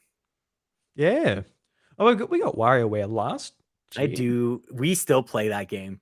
Speaking of games that maybe could be more feature I don't know. There's quite a bit there, but my kids and I we play that still a lot, and it's a lot of fun. Yeah. Shout out to WarioWare. Yeah, no, WarioWare was great. I did appreciate how you could see they actually went to the effort to like make all the characters unique, the amount of variation between every mini game and every character. Like that's crazy. Like when you see little intricacies like that in Nintendo games, that's what I expect. Not not Strikers. Fuck, I'm so salty. I'm sorry. I'm just so salty. Oh my god. I feel like But it's okay. Shy Guy's in it now. They just, Shy Guy's of course, there. it's fixed. It's fixed. Yeah, so that's Daisy. good. Daisy. Everyone's like, oh, that was what was wrong. Daisy's not here. Oh Honestly, who cares about Daisy? No, I was talking to Bryce and he was saying how like Daisy's not in it. I'm like, is that can't be anyone's problem. That can't be a hang up. No one cares about Daisy. I'm sure she might be she might be someone's character in Mario Kart. It's like, I'm a big Daisy fan. It's like, no, you're not. You are not a big Daisy fan. Absolutely not. You're lying to yourself. Don't lie to me. It's like, oh, Shy Guy. Oh yeah, Shy Guy, who was like the character you could play in Mario Kart DS when you did download play. I'm sure you'll have a great time with him on your bloody soccer team. Yeah. No, I'm sorry, fantastic. Man. Yeah. No. So I guess let's I want a little bit more sort of positive game talk. I am just very apologetic. I can't help myself. Bring it out of you. I'm sorry. Just draw it out of me. Just like, oh, I know. Put it on your potato chips. I'm that salty. But what would be, I guess, one of your favorite games you've played this year, whether it's on Switch or PC or anything. But let's talk about some games we really do love. I will say Kirby really surprised me. Like, I really enjoyed The Last of Us Kirby earlier this year. Yeah. The thing that really surprised me about it, though, now that I'm thinking back on it, like, it really kicked the shit out of me, dude. Like, by the end of it, and I mean, spoilers for this, I don't even know if this is spoilers. Like, there are more levels to play. You're free to say that. There are more levels to play, and holy shit, they get hard, man. Like, that game, it's Kirby. Like, it's supposed to be like fluttery and cutesy, but that game is actually probably one of the more memorable experiences on Switch for me this year. I don't know if that says anything about the state of Switch at this point, but Kirby definitely comes to mind probably first. And I've got to get back to triangle strategy. I am the #1 triangle strategy fan on the planet. I haven't even played the game, but I have a weird appreciation for that game and its stupid title. It's funny because like early in the year I've been trying to do like review discussions for games, and I've reached out to you about triangle strategy to do a review discussion, and I'm glad you haven't played it much because I haven't played it much either. I just bought it. So did I. I bought Day it one. Full price. I'm like, yeah, well. And I've been finding like Square Enix have been doing these demos where they transfer to the full game. I always download them but never get to them.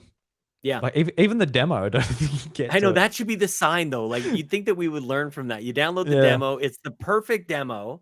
They go well above and beyond the way that it's lengthy and the save carries over. Like that's perfect. And I don't even complete the demo and I go, well, obviously I have to buy the game day one. I still have the whole like I could have played that demo for a month and not just the way that I have, an hour here, 2 hours there. It would take me a long time to get through this thing. I feel happy though supporting Square Enix because that type of art style, that type of game, I'm more than happy to support that whether I play it or not.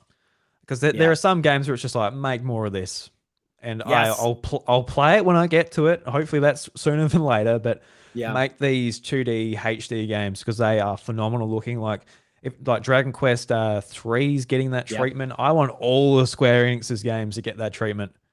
It Big looks time. awesome. I know, and they better do it quick because you're already starting to hear some saltiness around the internet, like, oh, it just looks like Octopath, and it's just like, man, I guess, who am I to say anything? I just spent an hour trashing Nintendo with you for a little bit here. So, but I like, it's such a great style. It totally makes sense. It modernizes things in such a wonderful way. Like, man, a game like Live Alive that I had never even heard of. It took like Pierce Snyder from IGN to kind of explain why you should be excited about this thing for me to even take notice of it. That it's being revived in this new style. Like, yes, give me more of this stuff. Yes, please. Mm. Yes. Because I've got it downloaded on my Switch. Do you feel like you'll get to Live Alive this year or I down the have to track choose sometime? Xenoblade. No, I don't know. I feel like, and when I really, if I'm thinking logically about it, like I go, probably Xenoblade is next. I would love to get back to Triangle Strategy, as I mentioned. And I have I don't know if this is a confession or not, but like I've really only made it to a pretty key part in Fire Emblem Three Houses, where Mm, something pretty significant happens just before I think there's like a time skip or something in there.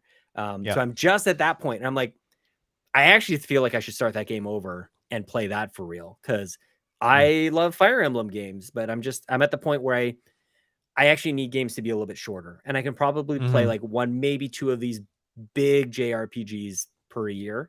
So I actually don't even need like new stuff to come out. I can, as much as I've just trashed the year that Nintendo has had, it's also okay because I now have time to go back and get to these games I haven't played yet. Oh yeah, I'm way in that boat. I've decided that Xenoblade Chronicles 3, that's gonna be a game I'm gonna play in a decade once I've finished 1, 2, then 3. So Oh, really? Yeah. You I'm gotta gonna play hand one. You have to play it, man. I I'm would love to hear your I'm thoughts on about it. 10 hours into 1. I'm enjoying it. Yeah. Yeah. Um, but I'm also not enjoying it enough to stick with it over other stuff that I want to play. Like even Atelier Sophie 2, I'm enjoying that more than Oh, Xenoblade. really? Mhm. There's some Final Fantasy games I want to get to. I'd prefer to Yeah. play them over Xenoblade. I'd prefer to play Live Alive over Xenoblade. Digimon Survive comes out the same day. It's like a Yes. strategy Digimon game with visual Mhm. book elements. I prefer to play that over Xenoblade. So unfortunately, it's just, I'm making some business decisions here where it's like I prefer to play something else, honestly. And What even if I, choice though? Like what and this I don't know, maybe this will be a bit of the flip side to the heel that I was playing on Nintendo a little bit before, but Nintendo recently had the partner direct where it's like all third party stuff. And we heard a mm, lot of people comment on like Nintendo needs to have like their first party stuff and this just doesn't cut it. And I go, guys, it wasn't that long ago when we were on Wii U, and the number one complaint about the Wii U is that it needed third-party support. And now here we are, less than a decade later, and they have so much third-party support that they get their own digital showcase. It's like it's Switch is doing okay. We're doing all right on that front. I look at that as a win because I'm an old man and I remember the days when the only games coming out on Switch or on Wii U were the ones that were made by Nintendo, and they were too few and too far between, and they were still holding some of their best cards to be played for Switch at that yeah, time. So yeah, yeah, like that the games you just mentioned, all third party. That's awesome to have those options in selection definitely, on Switch. definitely, yeah.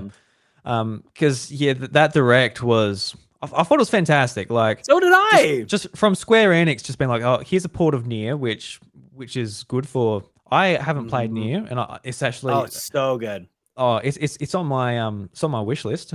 Definitely, I was actually going to pick it up on the Steam sale until I found out the PC port's not so great. So I'm like, that'd be a great game to Oh, play on really? Switch. Yeah, apparently, because I was talking to Bryce. I think it's like DRM is just out of control Uh, as far as it goes. So yeah, I'm keen to play it on Switch. And another what was that other farming game from Square Enix? I forgot what it was called now, but I thought that looked really intriguing. I was keen to pick up that in November as well. I forgot what it was called just off the top of my head, but then obviously the Persona games and just there's a lot of stuff yes. coming out, Holy crap, which is Persona. just it's exciting.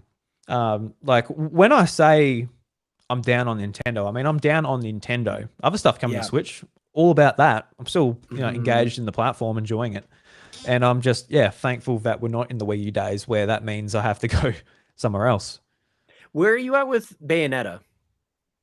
Oh yeah, well that's another game on my list. So I picked up Bayonetta 1 on Switch and I'm playing through it. I think they're about 10, 15 hour games each. So Hmm. I'm going to sort of plod through them. And I looked up a Watch Mojo video just outlining the story because the story is like pretty convoluted. And Yeah, just from the 10-minute video outlining the story, I'm like, that's really cool. So yeah, it's actually pretty awesome. So I'm keen to just like plod through them. Probably play Bayonetta 1 on easy and yeah, maybe even Bayonetta 2 and easy and just have my actual Bayonetta experience with 3 like on yeah. normal. And just I'll get your assume. Yeah. scores good at the end. I don't like doing a level and going like C plus. Yeah. Like doesn't feel good. Because Bayonetta 1, it actually has a on easy, there's an item you can enable and disable, which where you can just basically mash buttons and it does does combos for you. Sounds Because good to me. yeah, because I always sit at like the title screen and be like, oh, should I do easy or should I do normal? Hmm. And you want to do normal, but you also can't be bothered. Yeah. Because Well, there's no trophies. Like there's no other real incentive to do it otherwise. true, yeah. Because like on PlayStation, you might go and look. Oh, is there one for hard? No, there's not. Oh, all right, we'll I always quit. look. I have to admit, I Yeah. do always look. I feel like that's happening less and less, but Mm. man, that's the other thing too. That Nintendo is so unpredictable at this point too. They've spent the last I don't know how many weeks like just randomly announcing stuff on Twitter. Like that's just the way that it goes now. That like tomorrow they could say introducing our new achievement system. It's called Stamps, and also we're bringing back the Miiverse because we want to. Like, who knows what's going to happen, man? You can't predict Nintendo. It's impossible. We've predicted E3s before. We get 0 points. So you never really know. Yeah. Yeah. I wish they would announce an achievement system. That would make me very happy, I think. But it is what I That'd know. be Like a such an easy way to go back and play other games again. mm, I Like, know like a lot of Nintendo fans like who maybe don't play on other platforms just don't care and maybe don't understand like how much like you don't have to do it all the time, but when you're in the mood just to like really experience every corner of a game and tick mhm. off a little list and then get that platinum trophy at the end, it's very fun and very satisfying. And Yep. I would be all like, especially on a handheld, I got addicted to it on Vita because it was just a perfect Yes. to get out of your pocket and like, oh, let's see if I can get this score in Super Stardust Ultra. Hmm. And that was where it really hooked me. I'm like, I've got to get to this point on survival to get this Yeah. trophy. And on Switch, it's kind of like unless the game is like amazing, like Breath of the Wild, you'll play it just because it's a phenomenal game, Yeah, and but you, it would be so perfect. The way that it was built seems like they had trophies in mind or achievements in mind. yeah, Get all the Korok seeds, do all the like, just or even just like have this combination, get this food. Like the other thing that I like about it, like people often when we talk about it, we simplify it to like the feeling of achievement, but I also feel like it mm, guides us in certain ways to try certain things that we otherwise mm, wouldn't think to try.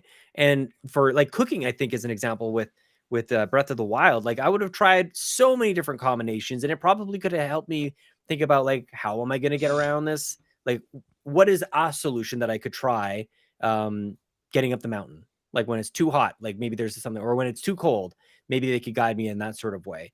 And that's a mm. nice balance of like it's not in game. It's not like hey, listen, do this. It could be sort of like even a hidden achievement or something like that that they could have done, and that would totally get people to redo it. And you could throw it into Animal Crossing, and people will go nuts.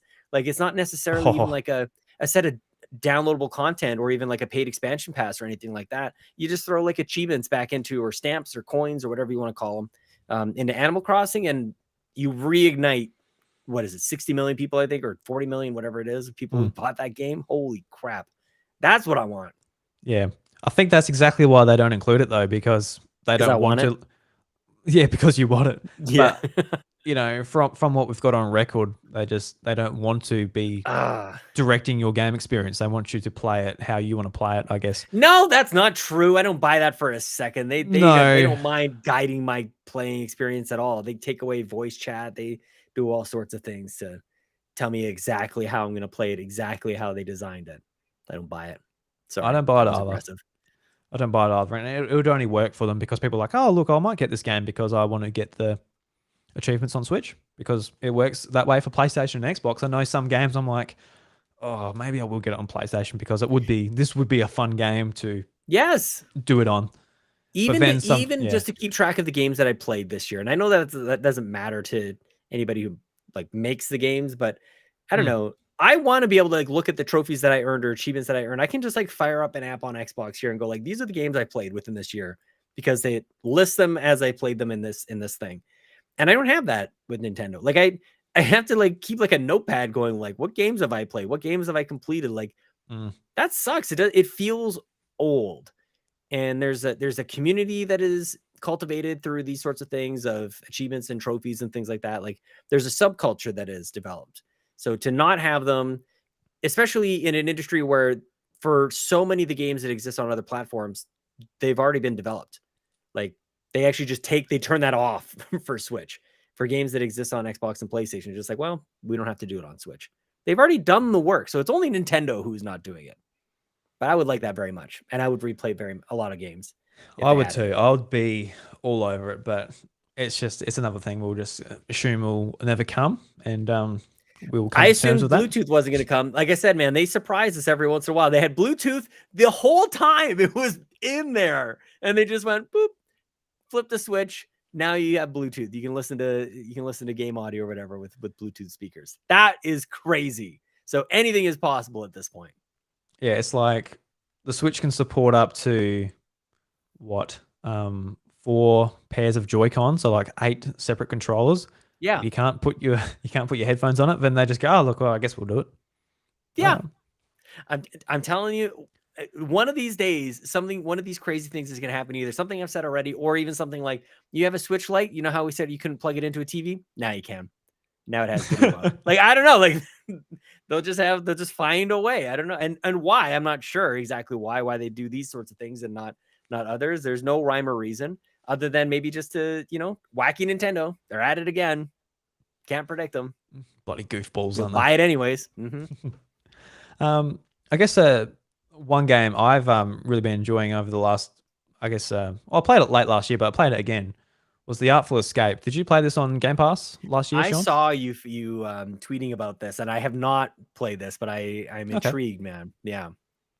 Yeah, like I did a full episode on it, just 20 minutes of me talking about it. So I won't rail on it too much, but it's just an absolutely phenomenal sort of visual musical experience as you're going through it. It's not like a super amount of like gameplay. You are moving, it is a platformer, but there's no like fail state. It is just Yeah. taking in the music, the backgrounds, the story, everything about Nice. it. It's just absolutely phenomenal. Played it on Game Pass, played it again on PlayStation Plus Extra, and I might even play it on Switch one day. It's on sale for like $18, pretty commonly here in Australia. So yeah, why I loved it so much is just the story resonated with me like super hard. It's like it's about basically a young man who's sort of in the shadow of his uncle, and he's got to live up to his legacy, but he also isn't making his own legacy, and he goes on this balls to the wall, just wacky space adventure that takes him to all corners of the universe. And throughout the journey, he finds himself and who he wants to be, regardless of what other people think. And it just made me like really reflect on my own life. And I've never really Mm-hmm. had that in a game before where I'm reflecting on myself. I've had it where I'm like, The Last of Us, where the characters, I'm like, wow. But actually, like looking back on myself, being like, wow, this was a really important sort of story for me to check out. But um, yeah, just an absolutely phenomenal game. So That's awesome, man. I love that. And those are special experiences, that it's almost even hard to articulate. Sometimes we, especially as podcasters, we can go on and on about God knows what. Sometimes every once in a we while, can. like a gamer experience, like, I mean, obviously, but every once in a while, like an experience happens and it's like, holy crap, like that really struck a chord. And pardon the pun, I think in this instance, hmm but like, yeah, this is, I don't know, it's a very personal experience. And that's why we continue to seek whatever the next one is going to be. That's why we keep trying games, even though we've got a list of favorites that we know that we could go back to and play. But every once in a while, there's a hidden gem somewhere around the corner that it gets you, man. And I love hearing that about this one because it's not like your typical, it's not a God of War. It's not The Last of Us. It's not even like a Mario or Zelda. Like it's this little indie gem, little indie darling, as they say.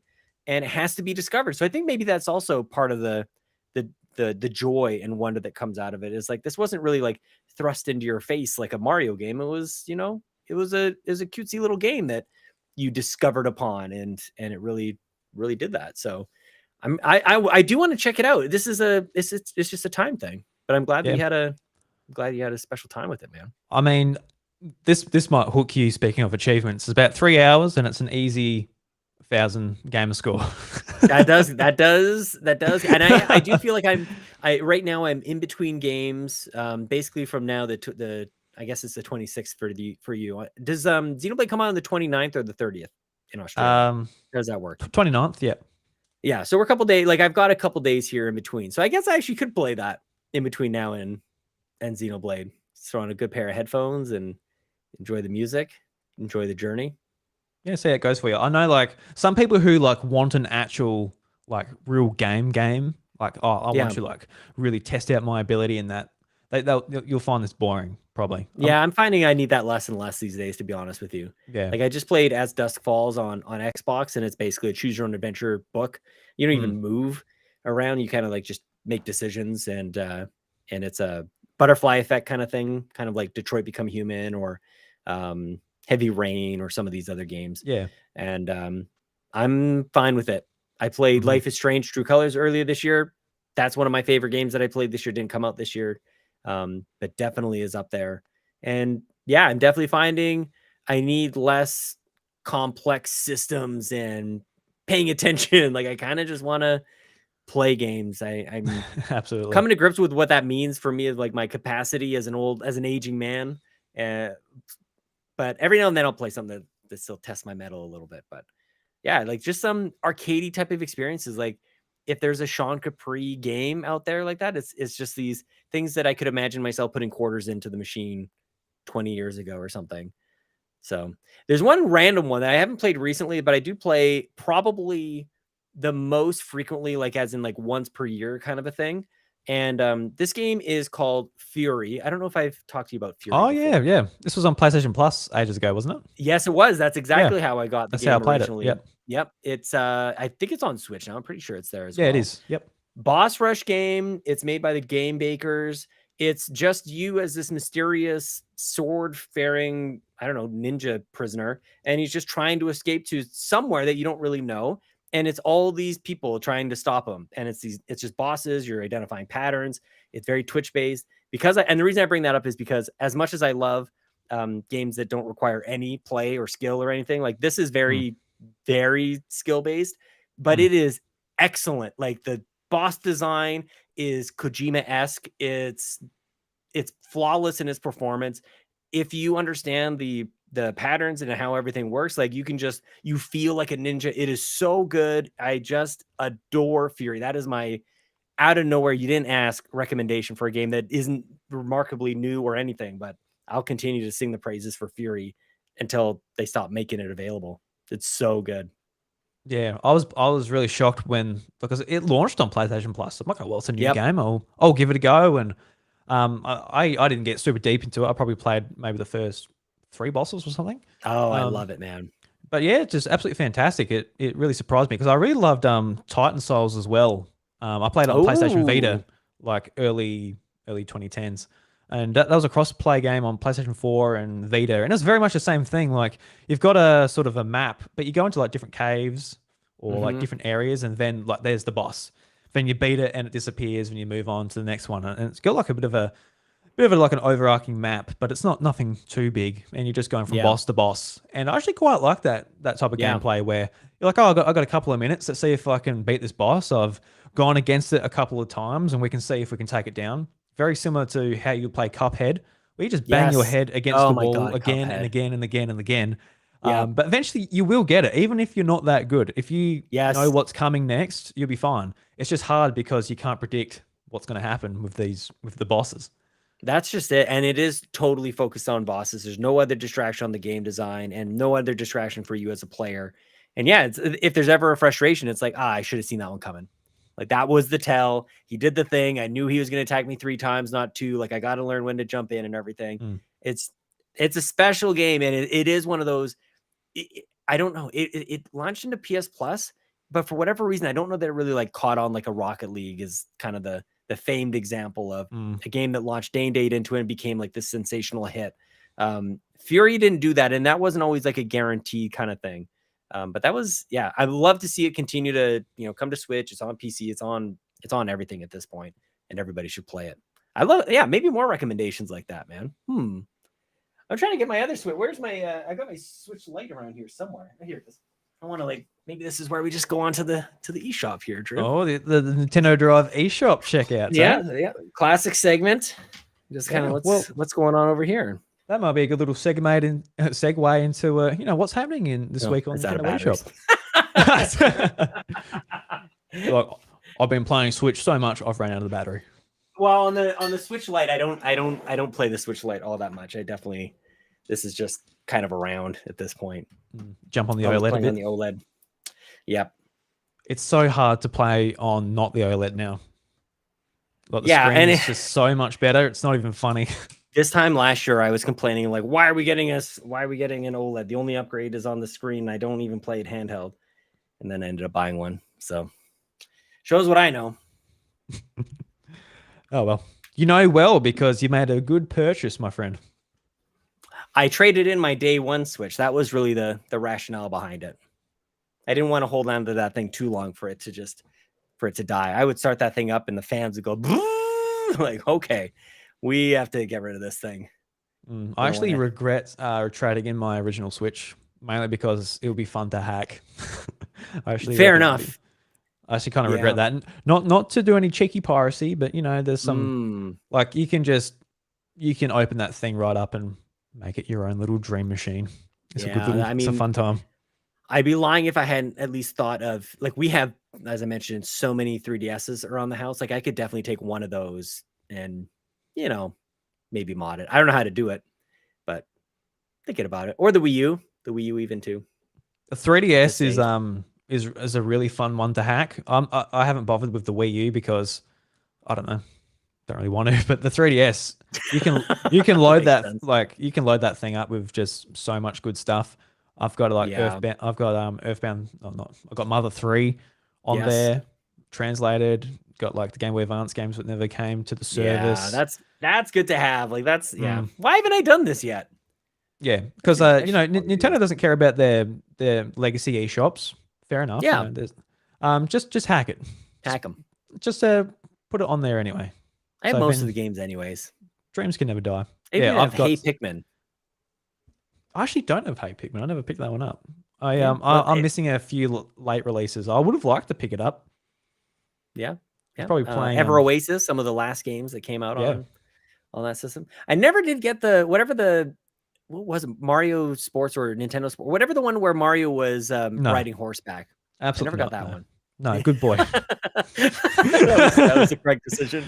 Yeah, could you imagine getting that one and being like, oh yeah, this is probably is better than the Strikers. Don't bring me back there, Sean. That would actually be great content of some sort of weird, like maybe an encore or something that you do where you start to compare some of these weird off the wall 3DS games that we didn't really pay attention to. We were getting excited about Switch and compare them to like games that came out on Switch this year. Maybe we could go back to 3DS a little bit every once in a while. Yeah. 3DS was a great system, man. I really adored that system. I do too. Yeah. I feel like an old man at this point because I was playing that when I was in high school. It's like, oh, those are the good old days with like the 2DS and the blurry 3D screen. Oh, that was the day, wasn't it? Yep. Kept losing my stylus. I never lost any styluses. Never? That's pretty good. I was very good with them. Oh, you're a good boy. I'm an excellent man, aren't I? Just never lose a stylus. You can trust. Like if you're like, oh, where do I put the stylus? And you just see me pop up. Oh, I can look after your stylus there, Sean. I've got a good spot for that stylus. I can't wait to go play it later and just pull it all. Like I'll have like a little Drew angel like pop up on my shoulder. Like, oh, here it is. Yeah, just I've got a good spot for that stylus, Sean. You just give it to me, and whenever you need it, mate, you just give me a call. That is burned into my brain, man. That's it forever. Even if I don't even need a stylus, I'll be like using my iPhone or something, or be like, "Oh, there's Drew." You'll be at work, like, and someone will be like, "Hey, anyone have a stylus I can borrow?" And you just think, nobody would say that. Yeah, exactly. But you can imagine you're just waiting for someone to be like me, the pop up, like, yeah, here you go, mate. Stars.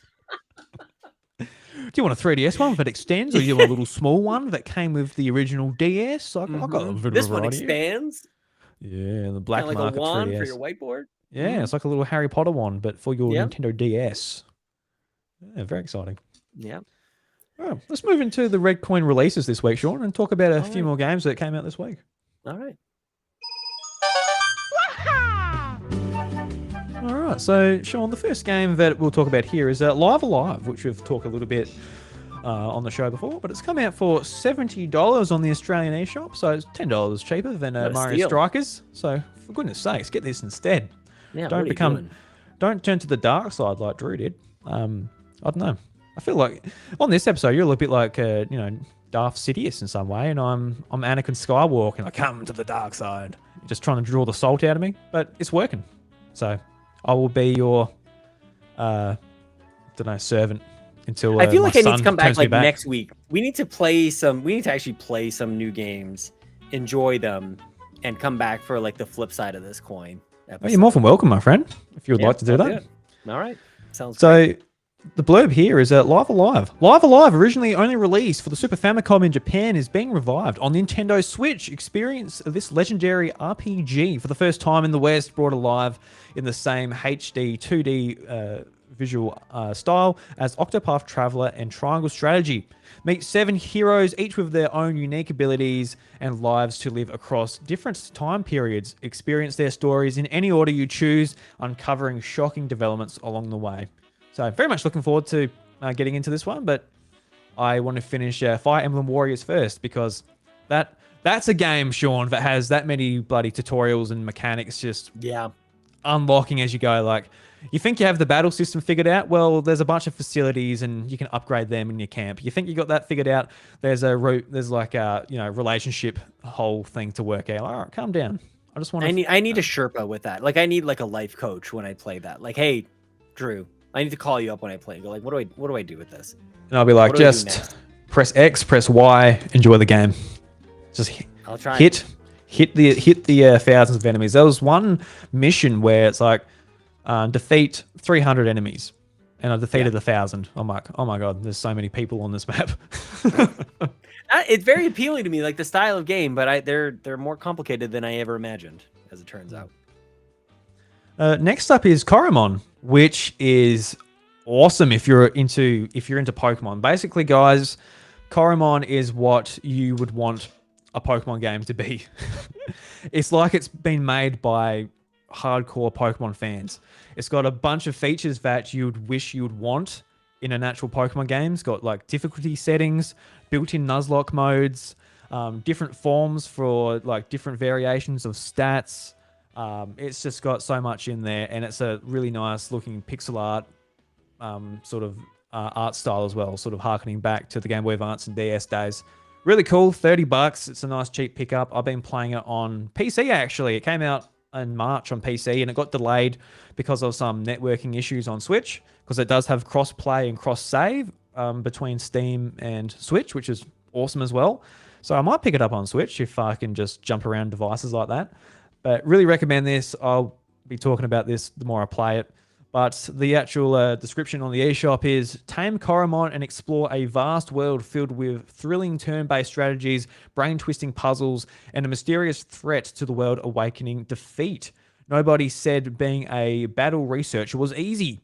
The sun turns to dawn of valor, a new day for the world and a new day for you. A freshly minted battle researcher of the Global Research Society known as Lux Solus. It's your first day and everything goes smoothly until a mysterious force attacks your latest workplace. Build up a squad of Koromon, track down the invaders, and grapple with a rising threat that endangers everyone.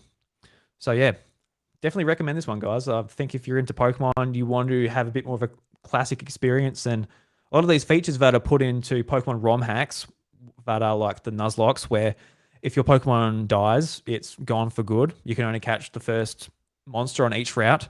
And these sort of, I guess, fan-made modes that are put into Pokemon games to make it a bit more interesting because Pokemon games are typically pretty easy.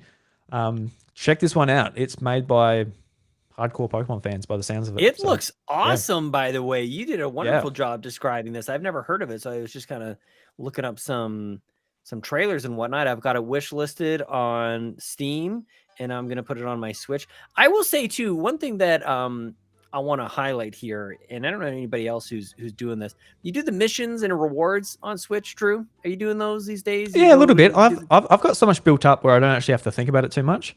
Yeah, go spend them. Go buy some stuff.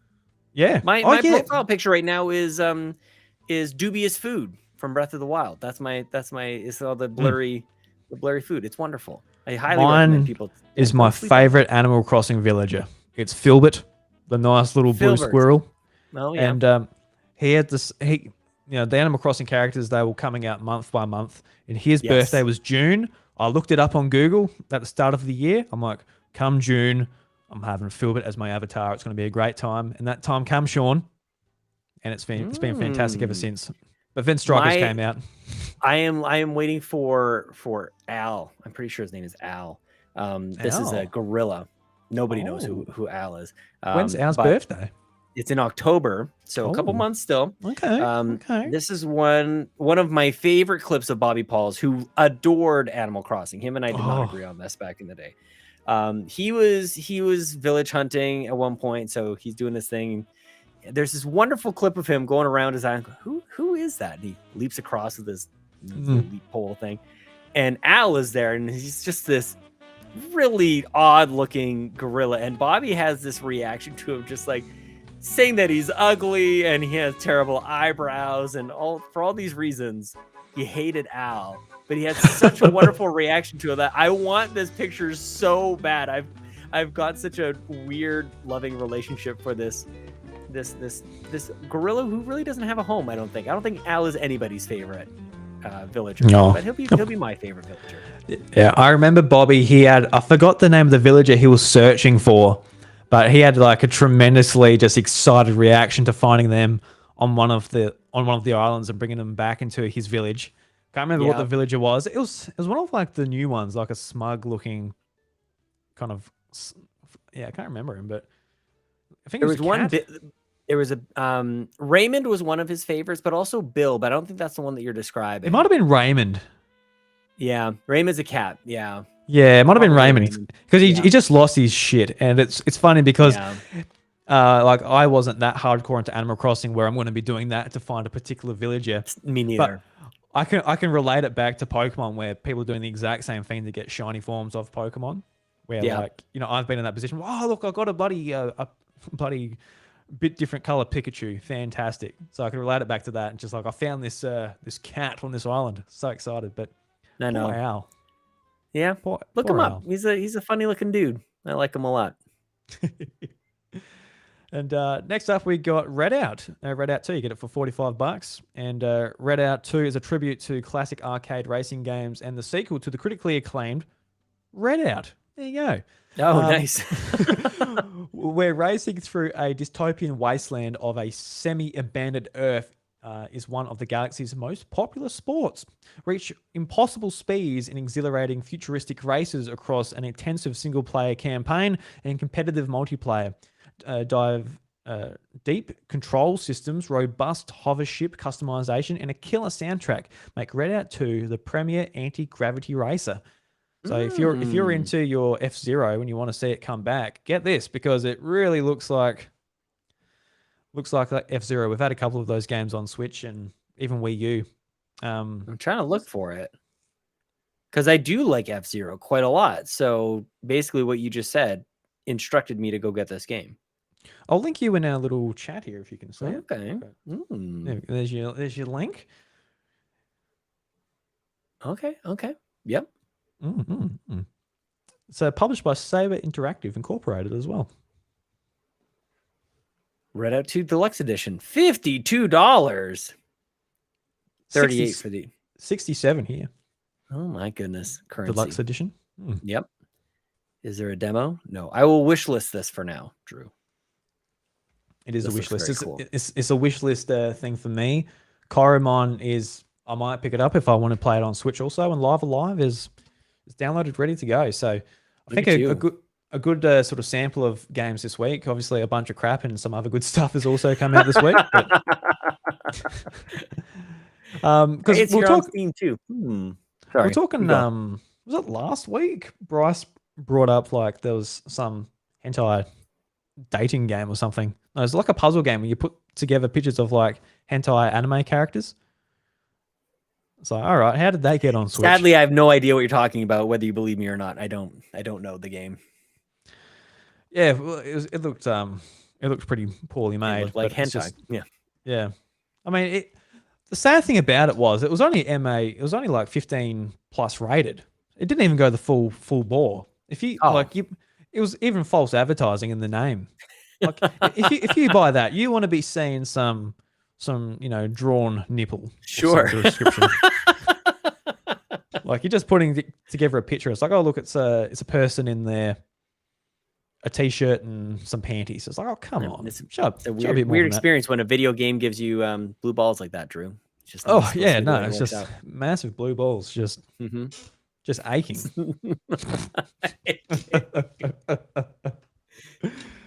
Well, I think that brings us towards the end of the episode, Sean. No. I'm very appreciative of your time here. I know it's getting a little bit late over in the land of Canada, but very appreciative of you jumping on. I guess me putting out a tweet, and 50 seconds later you're jumping on it. I was cool about it. Yeah. Yeah, that was a lot of fun. I on the weekend played a bit of Fall Guys with you, and the Carpool Gaming Twitter called me out something shocking, which made me laugh when I woke up in the morning and saw it. But yeah, we don't do too many clips, but when we do, we clip out Drew. Because oh my god, I sucked at Fall Guys. Something shocking. I did fun. I love that game so much. Now it's free. Everybody can play it. How did you find it on Switch? Did it play okay? Was it all right? At least 12 frames a second. It was like kind of bare minimum, but it worked. Yeah. Like everything's like a little bit slow, and I think it's running at probably 15 or 20 frames, so everything looks really choppy. Yeah, you might actually be playing at a disadvantage on that front. Like it's a competitive game. You want to win, but you might be at an uphill battle with that one. I mean, you put 100% yes, you are playing at a disadvantage. I don't know if that's what I can blame my skill on. Sure. Yeah. Well, that's very honest. Yeah, no, I'm not going to claim to be a good Fall Guys player, because when it came out on PlayStation Plus, I played it a little bit, but I didn't play it much. It didn't really hook me that much, but I jumped in because of like you guys playing it. And I'm like, yeah, I'll give it a go. Don't know. I didn't promptly delete it after I got smashed, but there you go. Yeah, we'll be back again. Yeah, maybe. See if you guys can. Back. Yeah. Yes. We'll get you through. Yeah. No, you will get me. If anyone can make me play Fall Guys, I guess it's you. Yeah. Because even like some of my friends, like, oh, I'm playing Fall Guys all the time. I'm getting all the costumes. I'm just having so much fun. My being looks so stylized. Yeah, doing my dailies. I don't think I've ever done any dailies. Maybe the closest thing would be like what was this Simpsons Tap Out, the mobile game? We built like the city and everything. Remember that? Yeah. I was hopelessly addicted to that game, man. Yeah, I didn't play it, but I just heard that it was super addictive.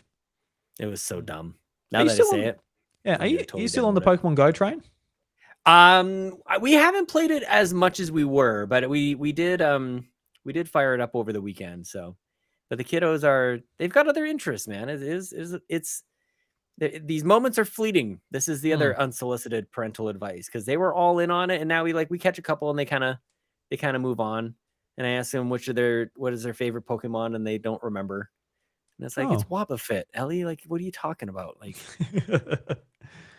come on, Lincoln. It's Lincoln's is easy. Like Eevee that's as easy as it gets. It's not even like you don't have to go deep into the Pokedex for that one. But yeah, they're kind of waning a little bit. They like Fall Guys now, but yeah, we actually just go for walks now.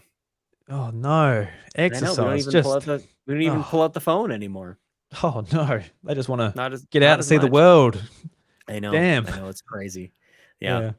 That is actually good advice, because if I ever get to the point where I'm like, well, I've got my son, or he's into shit I like, you're stuck Yeah, here, mate. But next not minute for he's long. not. So yeah, Yep. no, that's a good advice. Yep. The good Yeah, stuff.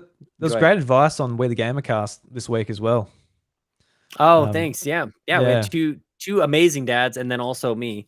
That was Oh, really cool to chat with Marcus and Nagachaka over on We the Gamercast. Yeah. Just a couple dads playing games, figuring yeah. out life. Look at us. Yeah, no, I've really appreciated that like dad gamer talk over the last even couple of weeks you've had that on the show, and it's been good to hear like how other dads are sort of, I guess coming to terms with just, being a dad and also fitting in their hobby and how they relate their hobby to their kids and how they see being a dad and how that's changed. And I don't know, just love that show, Sean.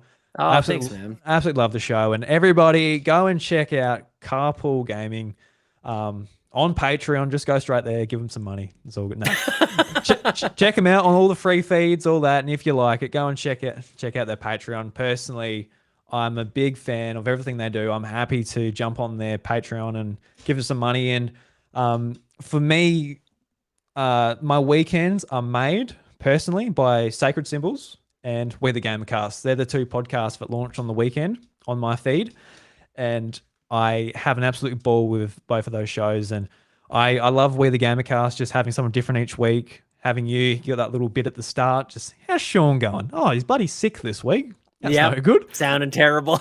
Last week was not very good. I really appreciate you saying that, man, because we have a huge amount of content at Carpool Gaming, obviously all the Xbox, Nintendo, and everything that you want to get over there. We the Gamercast is different. It really is it's not a platform specific show. It's not really about games much at all, actually. Like they're definitely we are gamers and when we talk, but it's really just turned into like getting to know the people who are out there, the people who play the games. And it doesn't necessarily like lend itself, like it doesn't have Nintendo in the name, doesn't have Xbox in the name. So it's not like not even close to our like most listened to podcast.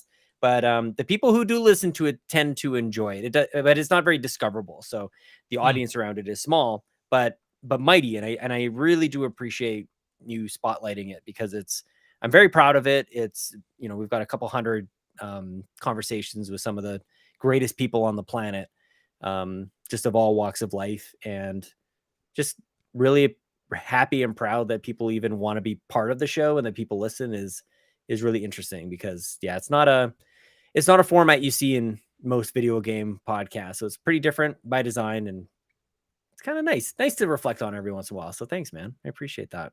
Yeah, no worries. And with Bobby's passing, we've talked about this on the show before, but what you went through, I just wanted you to come back and just kick ass. And seeing the reveal of Carpool Gaming, the rebranding, everything, like you guys are doing awesome, like Thanks, really man. fantastic. And I couldn't be any more proud of you. And just as a fan, as a listener, as a paying customer, you're doing awesome stuff. Like, Thanks, dude. congratulations. Thank you. Yeah, it's a weird. I appreciate it, and we're also celebrating 250 episodes of the Xbox Drive. So I'm in very much a reflective mode these days. And I was tweeting earlier today. I think we started the Xbox Drive when nobody would even think about starting an Xbox show. Like what a laughing stock the Xbox Drive was 250 so weeks ago. This like we started the show before Game Pass was a thing. And we actually had, I mentioned that on Twitter, and somebody said, like, what on earth were you even talking about back then? And that's just it. Like we've been at this thing with Xbox for a long time. The Nintendo Drive, now PlayStation Drive, it's all there. And we love what we do. We're lucky that anybody even listens to it. So it's never really, I appreciate your sentiment. It's never really been about like, I want to like come back and do something. It's really just, I've shifted my focus away from whatever it was before to just community and friends, and like the fact that I get to hang out with you. Like people are going to listen to this, that's a bonus. But we got to hang out for about 2 hours this evening or this afternoon for you. And that's what it's all about. That is what is, as much as we can bitch, whine, and complain about Nintendo today, we get to hang out for a couple hours. This doesn't happen anywhere else in my life. And that is the best. That's the best part about creating content, playing video games, being part of these communities, is just you get to meet some of the craziest people. I get to tell my kids that I hang out with Drew and he's from the land of Bluey, and they think that is the coolest thing. So there you go. Yeah, I got Bluey in my backyard. He's a great little dog. Oh, she's a great little dog. Sorry, I just figured that out when I started watching the show. Yeah, like what? Yeah, but as like as much as like I'm in a unusual place as like a Nintendo fan. As far as a gamer goes, I'm super happy with like the games I'm playing, the people I'm talking to about them, including you and like the people in the Carpool Gaming community and also like House Mario community and just people on Twitter and stuff. A really great place at the moment as far as gaming goes, and Yeah, man. having just a great time, sort of talking about it, even whinging about it. But Yeah, it is what it is. Well, I want to throw it right back at you, dude. Like I don't joke when I say like this really is my favorite Nintendo podcast on the internet. You guys have been crushing it lately. I know you probably don't feel that way, but I absolutely adore the show. You have such a special community. But your take on Nintendo is truly different. I listen to a lot of Nintendo podcasts and I don't get what you guys have here. I just don't hear it anywhere else. So I really appreciate that. You guys are fearless in that. It's so easy to just do the Nintendo thing and do what everybody else does. But this is something different. You've carved out your own path. And to be able, like, every now and then when I get a chance to be on a show like this, I think about the people who are listening and how many people would kill to be a guest on this show with you, Drew. So I'm really appreciative that you let me on, because I know there are thousands of people who would they would push kids out of the way to be here and be able to podcast with you. So I don't take that for granted. I really do appreciate this chance and to be able to share our love or whatever we have for Nintendo with the rest of the community. It's really special, dude. Yeah, whether it's love or hate, depends what the week is, what we're feeling. Yep. It's all based in love. Of course, it's all comes heart. It's all It's like the core of it is a good place, but come on, man. No, I definitely appreciate that, Sean, and I think just like since having the kid and what Bryce has been up to this year, the House of Mario, it has hit, in my eyes, it's hit a rough spot trying to just get it out each week and what we can do each week. But eventually we'll get back to firing on all cylinders and keep on pushing forward. But I have no doubt. We the Gamercast, and we were mentioning before, I actually canceled at one time when my daughter was born. I was completely overwhelmed with just life and everything. And I thought there's absolutely no way that I can continue this on, and things change, so the kids get older, they have different needs, and your ability or drive or energy levels, like it all changes as time goes on. So just wait for your next one, I guess, is what I'm trying to say. Wait for your second kid. Yeah, we'll see if that happens. No, enjoy it now, man. I think at the moment we're just like, one's enough. One's good. Yeah, one's enough. Yep, exactly. No, enjoy it, dude. It's awesome. Yeah, no, it is fantastic. It's the best thing that's ever happened to me is having a son, having a little boy. So yeah, very, very happy. That's awesome. So everybody, thank you very much for listening to the House of Mario episode 228. If you enjoy the show, come over to our Discord community, have a chat with us, talk about games, maybe even share a picture of your food. I don't know if we'll reply to that comment, but it'll be nice to know that you had baked beans for breakfast anyway. Yeah. I want to know that. Yeah, absolutely. Please let us know. Yeah. So what should the hashtag for people that got to this point of the episode should be, Sean? Because it's got to be baked beans for breakfast. Baked beans for breakfast. All right. Yeah. We'll say Thom baked beans. How about that? Sure. Yeah, if you don't want it to be 1,000 characters. Baked beans. Yeah. So if you listen to this point, tag myself at iDruby on Twitter, tag Sean at Sean Capri. Let us know you listen to the show, that you got to the point, got through a lot of my That's the best thing you do, man. I want to copy it so bad. It's the best thing you do. Well, among other great things, but I love that you do like a little secret code at the end. I love it so much. I want to rip it off so bad. Do it. I can't. I can't even. It wasn't even my idea. So I can't even claim it. I can't even say that it's the idea I came up with myself. But no, I love it. Yes. All right, guys. Well, I really don't want to end this conversation. I've got to be honest. But yeah. Want to do like a B-side? Here we go. We can just like roll on into a flip side of. No, probably should end it. No, we better end it. Yeah. Yeah. No. We'll save it for another time, Sean. So again, Sean, thank you so much for listening, and everybody, the doors to the House of Mario, they're closed. We'll catch you later. Were you waiting for like me to hit the button? I don't know. I was in my mind. I was just like, just do a little pause. Like, wait a minute. Was the door supposed to be closed by now already? No, they're closed now. Oh, I love it so much. It is funny listening to the all the music, all the bumpers and everything in real time, because I always listen at 2x speed. So like the every single bumper is always just so good, and especially in 2x. I have a real appreciation. Like it's way faster. I can't even imagine listening to whatever we're talking about with like at 2x speed. You work up to it. You start at like 1.2. Yeah. You can't jump to 2. If you're just at 1 all the time, you just can't double it. You know, you gotta get your fitness going a little bit. Gotta get used to it. You can stretch. Look at that. I should have been standing this whole time. Yeah, I actually quite like standing when talking. Actually, works out pretty well. Yeah, and you got like nice. I have like laminate floors, just on top of concrete, so it's hard on my feet. Oh yeah, yeah. I've got like a rug under my desk here too to try and save the carpet. And I've got this desk with everything mounted to it on wheels as well, so I can wheel it around, put it where I want. Oh wow! Bobby had this really deep, thick carpet, like really squishy. It was very soft. It was really nice. But he had like an office chair on it and he was a big boy. But he didn't have like the plastic chair mat under it.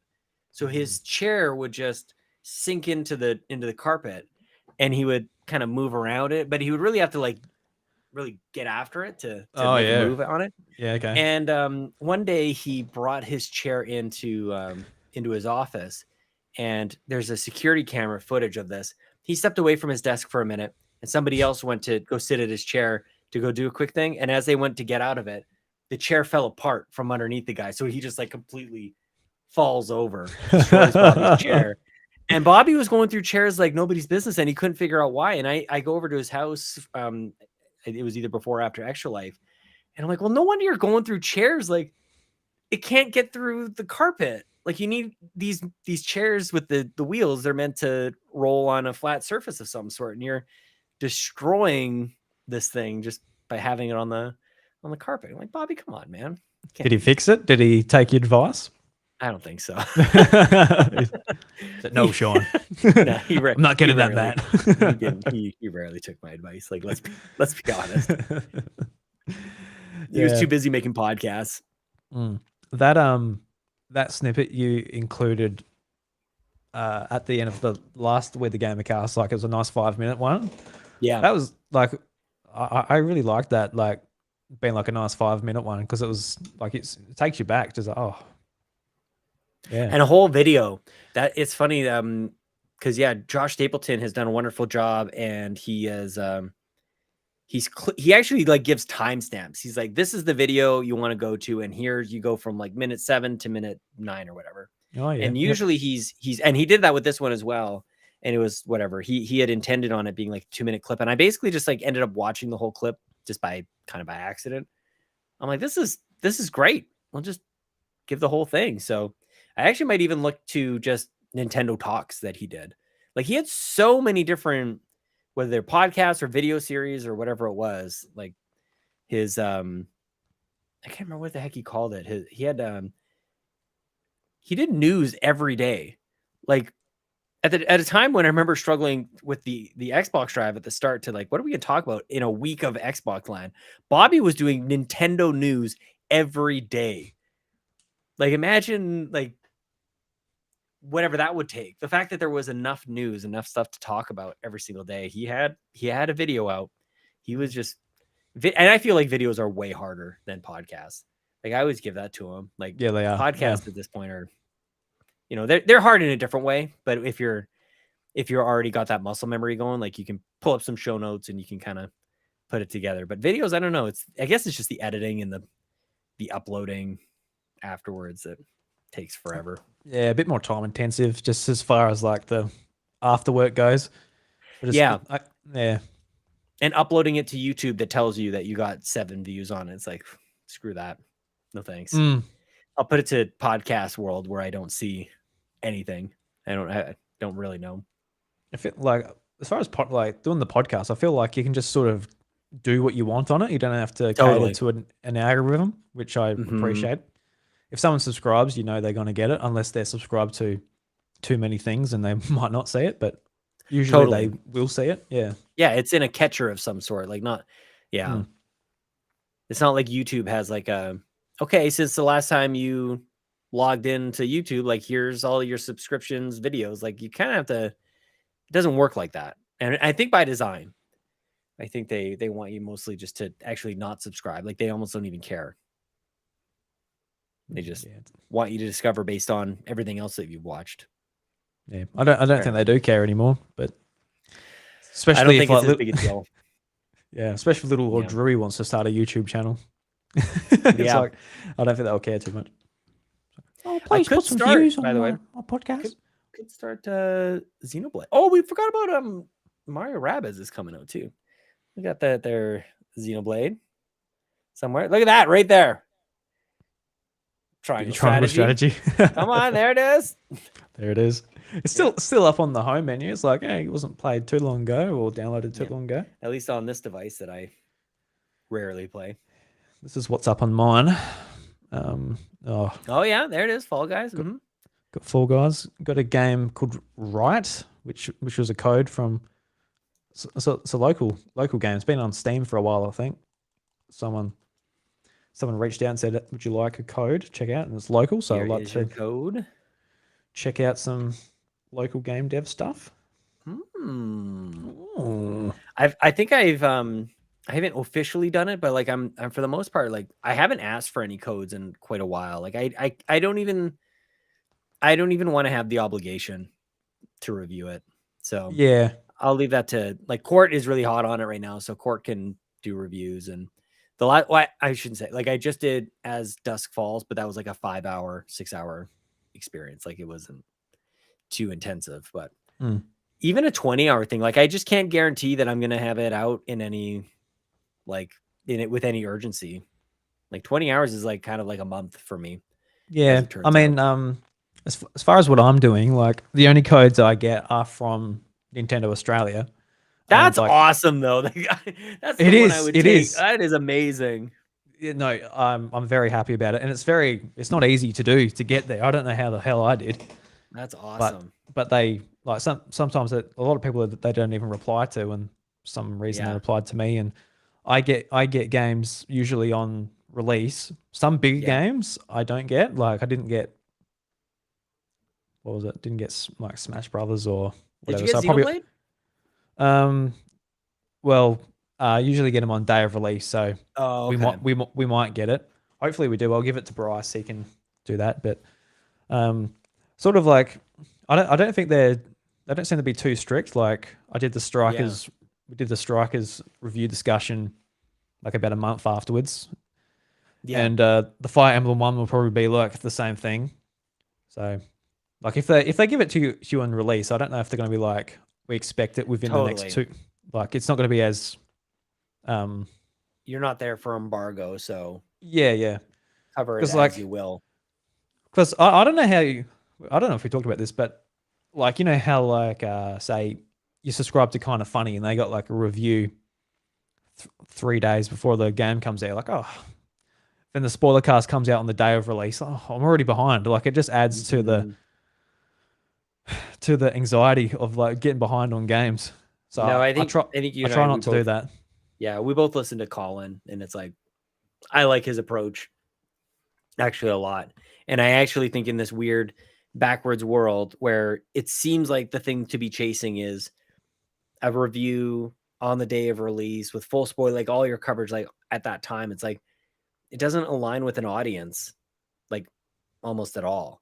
So no, playing like the people who are listening to you, I think is very helpful. So happy to do something a little bit different, even if it's seemingly a little backwards.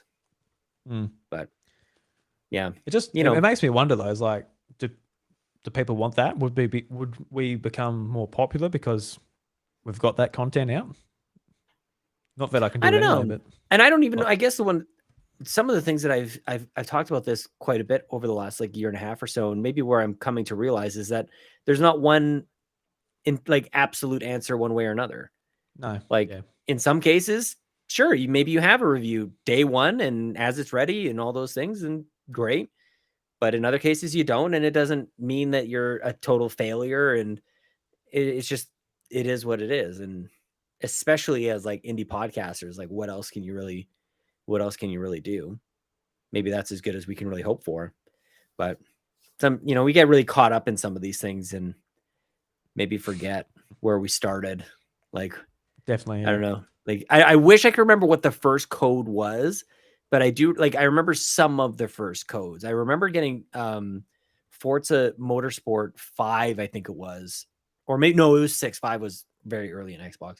So I got the 6 one, and it was like the premium, the ultimate collection thing, and I came to realize that this code was worth like $130, and I was just like, and they just gave it to me, like, like really, it was just I was so dumbfounded, and that too quickly turns into, oh, I should get a code, or I'm basing my entire like framework around my content around getting codes, and that's a far cry from the elation of getting one for the first time. So try to keep that in check every once in a while, because I think part of it is trying to compete with other people, or you seeing other people who are in your peer group getting codes or getting access to things, and you feel like, what am I doing wrong? Why haven't I gotten the same thing? And it's like, it doesn't matter. It's not really becomes a rat race when it doesn't need it to be. it is.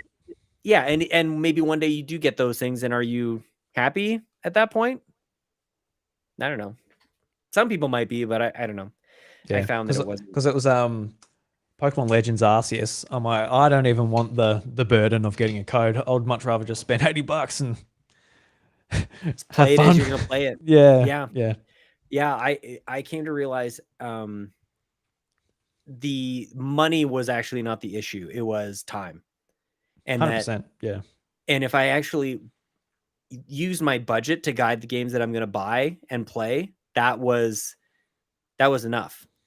It wasn't like I had access to games, because I like, if I buy like 4 or 5 new games a year, that's about as many as I can realistically like play through, aside from Game Pass games and things, which also changes things, especially as an Xbox podcaster. Like, that was when things really started to change for me about how I thought about it all.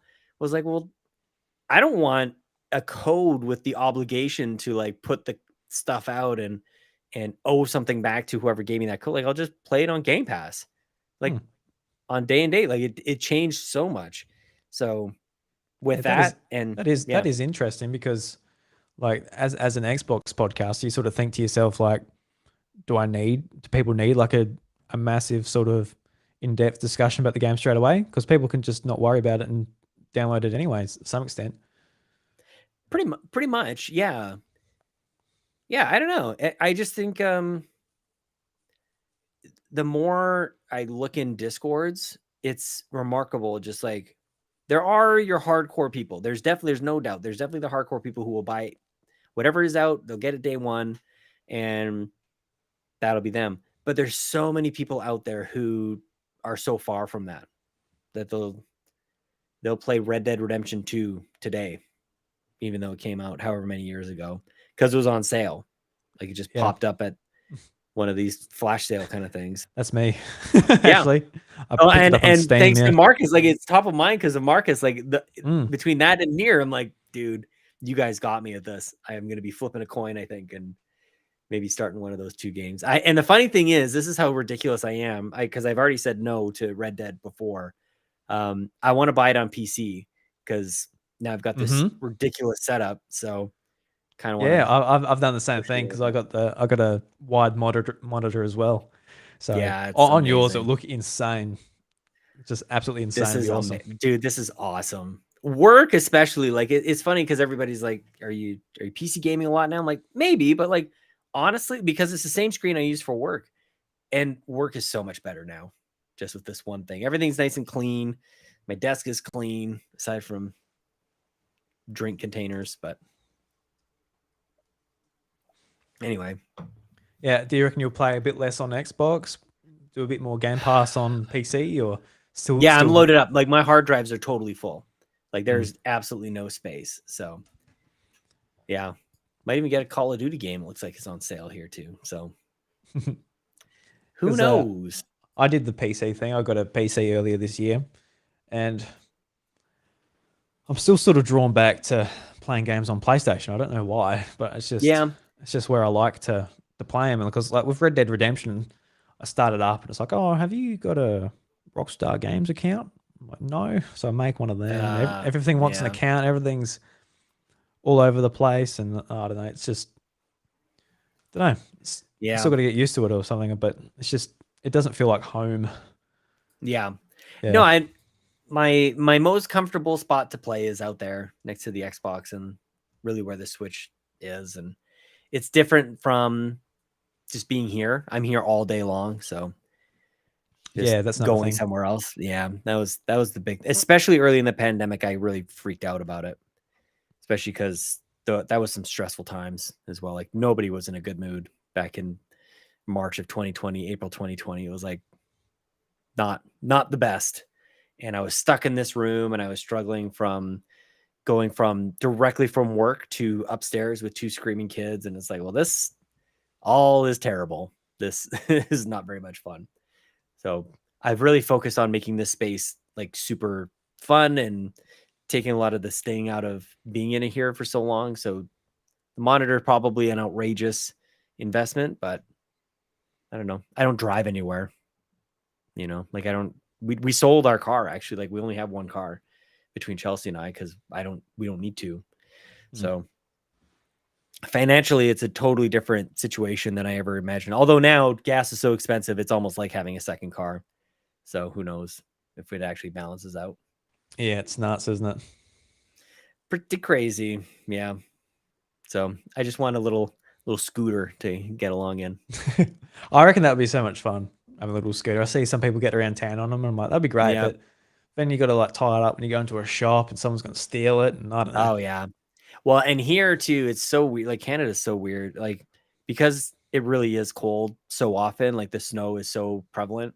Um, to prevent people from just slipping and sliding all over the ice and the snow in the wintertime, they cover it with like gravel, like rocks. Mm. And then the snow melts in the spring. And so there's just rocks left on the roads. So if you're on a motorcycle or a scooter or anything, like you're just eating rocks getting kicked up at you by all the other vehicles. Like it's like your windshield on your vehicle doesn't last more than 2 years because you're just getting rock chips and Oh, really? and oh yeah, we have one now. It's just like crawling up, and yeah, it's a hazard for sure. So anyway, You reckon the I'm glad spies are we got bad over here? It's the rocks over there. the rocks here are terrible. Yeah, and it's not all of Canada. I'm particularly north in the country, so things get a little chilled up here. So pretty far away, Drew. Yeah, I can't touch it from here. ET. Well, I'll touch little Drew Funko. Little Nathan Drew. Yep. Cool, man. When does this go up? I'll probably put it up now, I reckon. Oh, there you go. I'll get Live it on going. the internet already. Yeah, I'll Very get cool. it. Because, today is Tuesday. Usually I do Tuesday mornings here. But so technically. I will share away. That's awesome. Thanks for having me, dude. No, thank you very much for hearing my call. And because I think you're the first guest I've had on the show this year. I think I've been sort of like not having guests on the show, just then keeping them for like I don't know. I sort of think I was to going to myself, reach out the last time you did a solo thing. I'm like, you can hit me up if you want to, but I didn't want to overstep. But I know things are tricky with scheduling. So I was sort of thinking like I would like to try and keep like this show like what you're going to get. You're going to get Bryce and I, and then when I get guests on, we can talk about some things that are a bit more interesting and not do the news and talk about like an actual topic. But I don't know. With Bryce been away so many times, it's I don't know if that's going to work out. So yeah, well, hopefully it's short-lived in either case. Yeah. All good, man. I'm here if you need, but I don't want to overstep. No, all good. I'll put my hand up again eventually, I dare say. Alrighty. Likewise, if you ever need anyone, and they've got like, you got 4 people, or you got 6 people over there, but that's true. So you it don't is need hard. as much It as a is. hand. Yeah. It's shockingly hard to get us together, to be honest with you. Like, I don't even know exactly why it is, but I mean, different time zones have something to do with it, and also like we all have different careers. Like, the fact like Garrett's in one, he's on the completely opposite end of the country as Court and Ryan are. But otherwise they have similar kind of careers. Ryan works weird hours all over the place, so that kind of like mucks things up as well. Court's daughter gets up at about 5 a.m. so late night stuff for him is absolutely not happening. So him and I have a hard time kind of connecting. So it's tricky, man. It's is Kato going to jump on more shows, like your Patreon exclusive stuff and all that? There's not a huge plan yet, but I would love that. That'd be especially on like, you know, I think part of it is a function of just her focus is so solely on Animal Crossing. So if we do like a what's your favorite game of the year, she'd be like, it's Animal Crossing. Like she hasn't played anything else. So yeah. But yeah, like that would be because she's like the one who's different. Like that's what I really appreciate about her is like a bunch of dudes, and then finally we have like somebody like a different voice at the very least. So looking for, if not her, then maybe reaching out to the community for more of that stuff. But even if you do like the You Me and Capri podcast where you talk about anything and whatever. No, I just like every now and again it's like, oh, Court's here, and oh, you know, Ryan's here, and like whoever like mixes matches. But Kato doesn't tend to be on there. I'm like, oh, I quite like Kato. So he's got a YouTube channel with 103,000 freaking subscribers. So I thought it was funny when Carpool Gaming Day she did the face reveal, even though she's got a massive YouTube channel. I know that she streams to almost like a couple times a week. So here he is. I don't think I've seen him, at least not in like live. Oh my gosh. There he is. This is Lucas. Oh, hi, buddy. Oh, what a little man. He's so big. Yeah, he's grown quite a bit. How are you, buddy? Oh, he's the best. He's just trying to get oriented. What's going on over here? He comes up to my desk and there's just so much going on. He's like, what the hell? That's the best. I was because the family's all away. I've got a really old folder of some old iPhone pictures, and it's Lincoln at this age, and it's just the best, man. Oh, I love it. Yeah, I'm so sort of fast. Yeah, keep that in mind. It doesn't last like this forever. No, not even a little bit. Chelsea sent me a picture of him like ordering like a drink. Like he was at a restaurant, and he's standing up at the corner, and he looks so tall. I'm like, that kid better stop growing up like right now, because I've about had it. So I love. Oh, look at him. He's so cozy. Yeah, he must have just got up or something. Good boy. Yeah, little sleep bag. Yeah. The little things over his hands. Don't scratch yourself, buddy. Yeah, no, he's good at that. Scratching himself. Oh yeah, yeah. Oh man, what a little man. He looks more like mom. You think? Who does he look like? Don't really know. Some days when he was first born, he definitely looked like mum. Yeah. But then some days like, oh, you can see like me and him a bit, but other days, yeah, don't know. Depends on the day almost. Yeah. But yeah. What is he looking at? He's locked in on something. What's over there? I think it's maybe the Roadcaster. It's got some colors on it. Got my laptop sitting up there. Then obviously the screen here. Got two lights up there. Yeah. Oh, I just love him. Hi, buddy. He's just so chill. Yeah, I wish he was like this all the time. You could just put him down almost and play a game. That would be nice. But Yeah. I think I got about 5 minutes of Stray played today after pausing it about 10 times. Yeah. Yeah. What was he Yeah. doing? Oh, just I want to be moved. I want to play something else. I lost my toy. Oh, yeah. Yeah. Which is all good. I just thought because Oh, like he's so I'm cute. basically in the lounge room. I'm in front of the TV anyway. I'm like, oh, let's see if I can get a chapter out. Like Hmm. 5 minutes in, maybe not. Yeah, not gonna happen. It's all good though. Yeah. Oh, he seems so chill. Yeah, I get him at his best, right? Yeah, definitely. Yeah. 100%. He wants to look over here. There's definitely something over there.